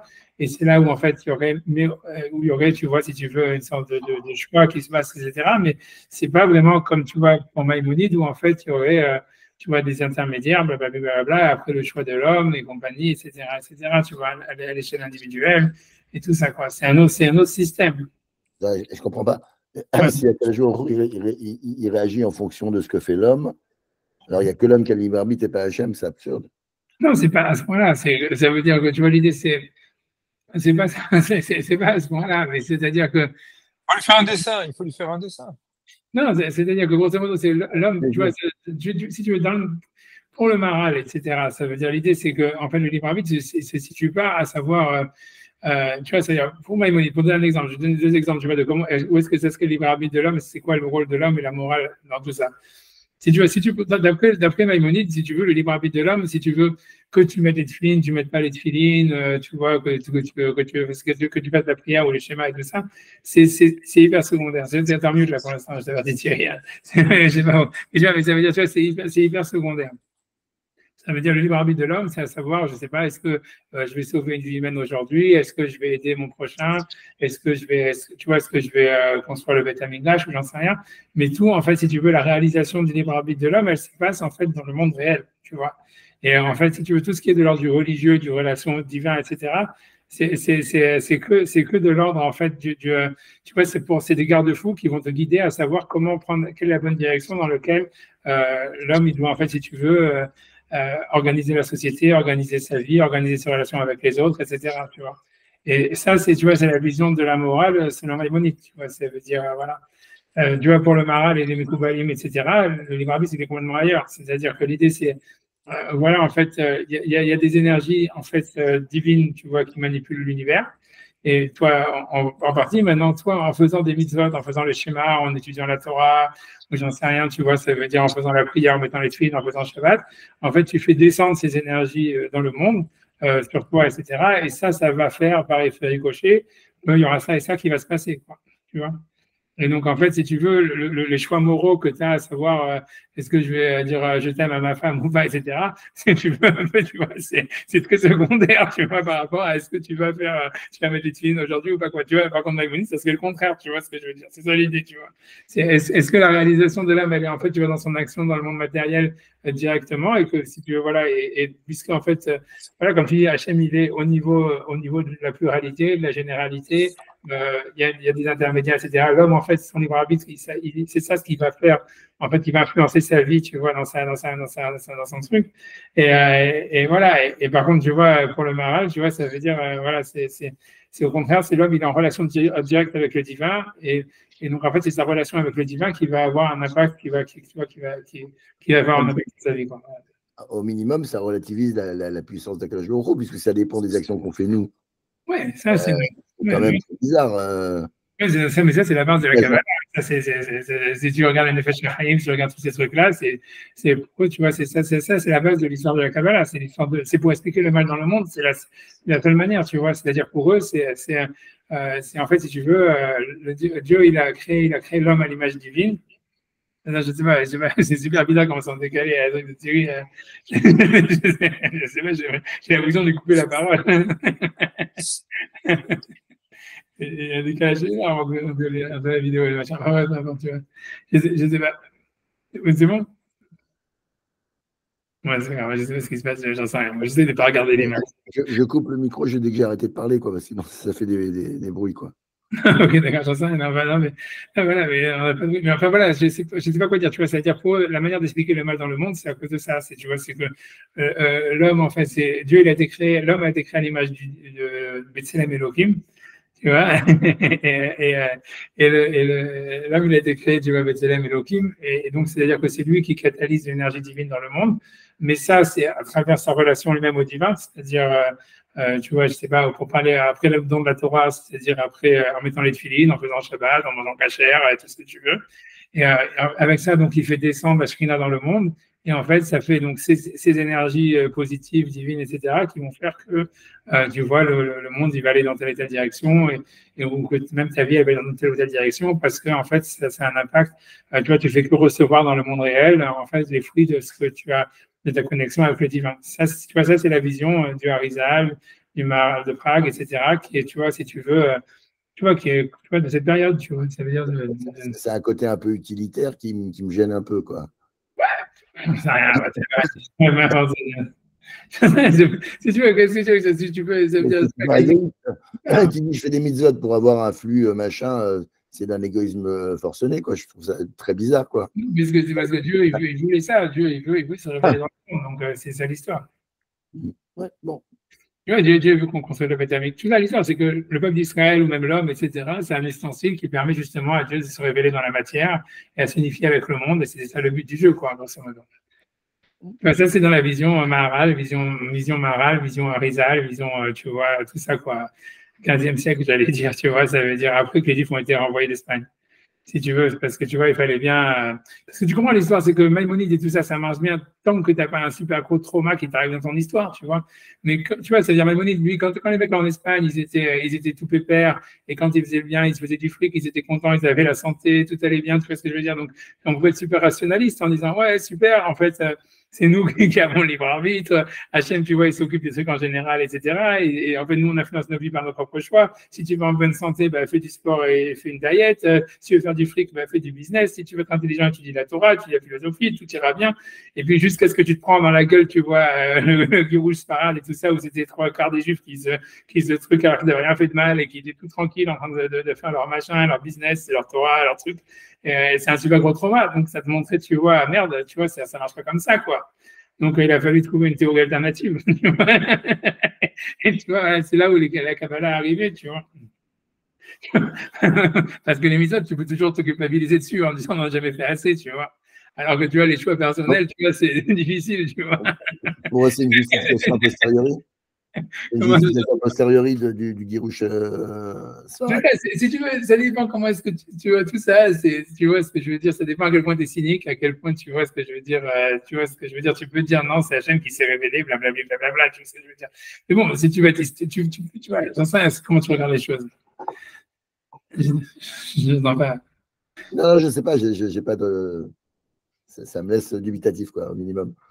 D'accord, donc, grosso modo, c'est sûr qu'en tous les cas, ce que je veux dire, c'est que tu vois, je pense que le Maharal, il pose cette question-là sur Maïmonide de cette manière, parce qu'en fait, il ne veut pas être mal poli, si tu veux. Si tu veux, pour lui, c'est de dire, tu vois, si tu commences, ça veut dire que pour lui, parce qu'ailleurs, si tu veux, dans le Netzach Israël, je peux vous montrer la référence, dans le Netzach Israël, c'est dans le chapitre 3, etc. Quand, c'est dommage avec le truc, je ne sais pas comment, si je dois me dire ou pas. Mais ça veut dire que ça veut dire que dans le chapitre, si tu veux, dans le chapitre 3 du Netzach Israël, si tu regardes le Netzach Israël, tu vois où là-bas, il dit en fait, ouais, celui qui ramène toute la théorie de Maïmonide sur la création du monde et comment là, ça fonctionne, la Shgacha, et il dit ouais, ça c'est de la Vodazara, c'est de l'idolâtrie, etc., des choses pareilles, tu vois. Voilà, et ensuite, tu vois, c'est-à-dire, voilà, il ne veut pas le dire ici, c'est pour ça qu'en fait, il dit plutôt un truc comme, tu vois, voilà, Maïmonide, il interprète, c'est quoi cette question qu'il pose sur le Midrash, d'où est-ce qu'il sait que, comment c'est une manière pour lui de pas se mettre en, comment dire, tu vois, en porte-à-faux par rapport à lui, tu vois. Mais encore une fois, l'idée, c'est que historiquement parlant, à mon avis, c'est lié à ça, tu vois. C'est-à-dire que on voit bien que la naissance de la Kabbalah, toute cette histoire de l'abandon, tu vois, de la philosophie aristotélicienne, etc., et du super, on va dire, rationalisme, etc., dans le judaïsme, tu vois, on voit bien il a été sûrement occasionné, tu vois, en tous les cas, il est concomitant historiquement parlant avec le Girouche Sfarad, qui a été un gros traumatisme, tu vois. C'est clair que si tu veux, ça veut dire encore une fois, tu peux dire Hachem s'est révélé, tu peux voir ce que tu veux, dire que c'est une nouvelle lumière, tout ce que tu veux, mais c'est clair en fait que c'est logique de penser que voilà, c'était traumatisant de penser que voilà, on a tout fait bien et comment ça se fait qu'on s'est pris ça dans la gueule, tu vois. La Shoah, ça ne les a pas fait changer la vie, je veux dire, le fait que c'est les communautés racidiques qui ont le plus souffert, quoi. Ouais, mais justement, tu vois, je sais pas, tu vois, la Shoah, c'est. Ah non, je sais pas, je pense que ah non, tu demandes que la Shoah, ça n'a pas influencé tellement. Je sais pas, tu vois, la Shoah, si tu veux, ça fait Manitou, hein, tout ce que tu veux, ce que je veux dire, c'est ça ce que ça a fait, tu vois, ça fait des mecs après ça qui vont dire, voilà, on doit nous être le Mashiach, etc. Tu vois. Je sais pas, j'étais super décalé, j'arrive pas, j'étais en lutte là en plus. Non, on est trop tôt là. Je pense que pour la Shoah, c'est trop proche pour qu'on puisse savoir ce que ça va, comment ça va influencer la pensée par la suite, quoi. Ouais. Non, et puis non, je pense aussi la différence avec la Shoah, c'est que si tu veux, comment dire, il y avait une conscience claire aussi que l'assimilation a été très forte, tu vois. C'est une grosse différence avec le Girouche Sfarad. C'est-à-dire que le Girouche Sfarad, ça a pris les Juifs, tu vois, où il y avait un âge d'or, en fait. Ok, matériel, qu'il y avait la même chose en Allemagne, si tu veux. Mais spirituellement, c'était, tu vois, les mecs qui s'étaient convertis en masse au christianisme, etc. Ça veut dire, donc, il y avait donc, si tu veux, pour eux, si tu veux, même si les Ashkenazim, ils n'osent pas te dire ça, au fond, et ça veut dire, ils comprennent très, pour eux, c'est pas un choc que ça soit arrivé, quoi. C'est simplement dire, voilà, tu fais le con, bah, tu prends une claque, c'est tout, tu vois. Je ne sais pas si j'avance encore, mais je dis que ça doit être tard. Maintenant, j'ai finalement parlé. J'ai dit, bon, j'ai assez débattu pour aujourd'hui. Mais je suis content d'avoir expliqué cette histoire parce que sinon, on ne comprend pas ce qu'il veut. En fait, si tu veux, à travers cette question, il veut critiquer l'idée de Maïmonide qui voit que le monde a été créé par des intermédiaires et que la Jahad Hashem, elle passerait par des intermédiaires. C'est une manière très polie de poser la question en réalité, en disant pourquoi tu vois ça dans Rabbi Eliezer, etc. Parce qu'en fait, la réponse, elle est que Maïmonide, il pense que si Rabbi Eliezer, il a dit, c'est parce que c'était nécessaire de le penser. Et le Maharal, il ne veut pas penser comme ça. Donc, il se dit non, en fait, si Rabbi Eliezer le dit, c'est parce qu'il avait une tradition, etc. Mais en fait, ça n'empêche pas que tout est créé par Dieu directement, etc. Voilà. Bon, bref, et encore une fois, comme je vous avais dit, les applications morales, comme je l'ai expliqué déjà, je ne vais pas répéter. Et voilà, c'est clair, j'en sais rien, moi, j'en sais rien. Comme tu dis, tu vois, moi, je ne sais pas. Ce qui est sûr, je ne sais pas. J'en sais rien, je ne sais pas. Ce qui est sûr, tu vois, ce que dit en Amérique, on dit que tous ceux qui pensent comme Maïmonide, c'est des losers, et ceux qui pensent comme le Harizal, c'est des winners, tu vois. C'est un peu vrai, tu vois. Ça veut dire que. Ils sont dans la religion de l'utilitaire, là. Tout doit servir à quelque chose, tout doit être utile. Mais l'idée, c'est que tu regarde où ça les mène, franchement. Comment regarde où ça les mène, pour l'instant, ça n'a pas l'air d'être très glorieux, quoi. J'en sais rien. Mais parce que tu vois, l'idée, c'est que les mecs qui sont, en fait, si tu veux, en Amérique, si tu veux, il y a d'un côté, tu vois, il y a les juifs qui sont, tu vois, tu vois pas lituaniens, mais les juifs qui sont, c'est surtout les juifs qui viennent, les Yékeux, tu vois, qui viennent d'Allemagne, etc., et qui sont, tu vois, ceux qui ont fait la Yeshiva University, tous ces machins-là, et qui sont hyper rationalistes. Et eux, en fait, tu vois, en général, c'est eux les losers, tu vois, c'est des mecs qui n'ont pas vraiment réussi en Amérique, etc. Alors que tu vois, les chassidim, les machins et tout ça, tu vois qu'ils sont dans leur visa et tout ça, eux, tu vois, ils cartonnent à mort, tu vois. C'est ça, c'est un truc qu'on voit, tu vois. Parce que c'est le côté artistique que tu as besoin aujourd'hui dans le monde, tu vois, si tu veux pour réussir, tu vois, que tu vois, qui fait cruellement défaut à Maïmonide et à tous ceux qui le suivent, tu vois. Et tu vois, moi, j'arrête ici de dire, j'ai assez parlé pour aujourd'hui. pour ce Chouchan Pourim. On est 15. Ok, Shabbat Shalom, Koltou. Shabbat Shalom. Allez, Koltou. Merci, Shabbat Shalom. Merci à vous.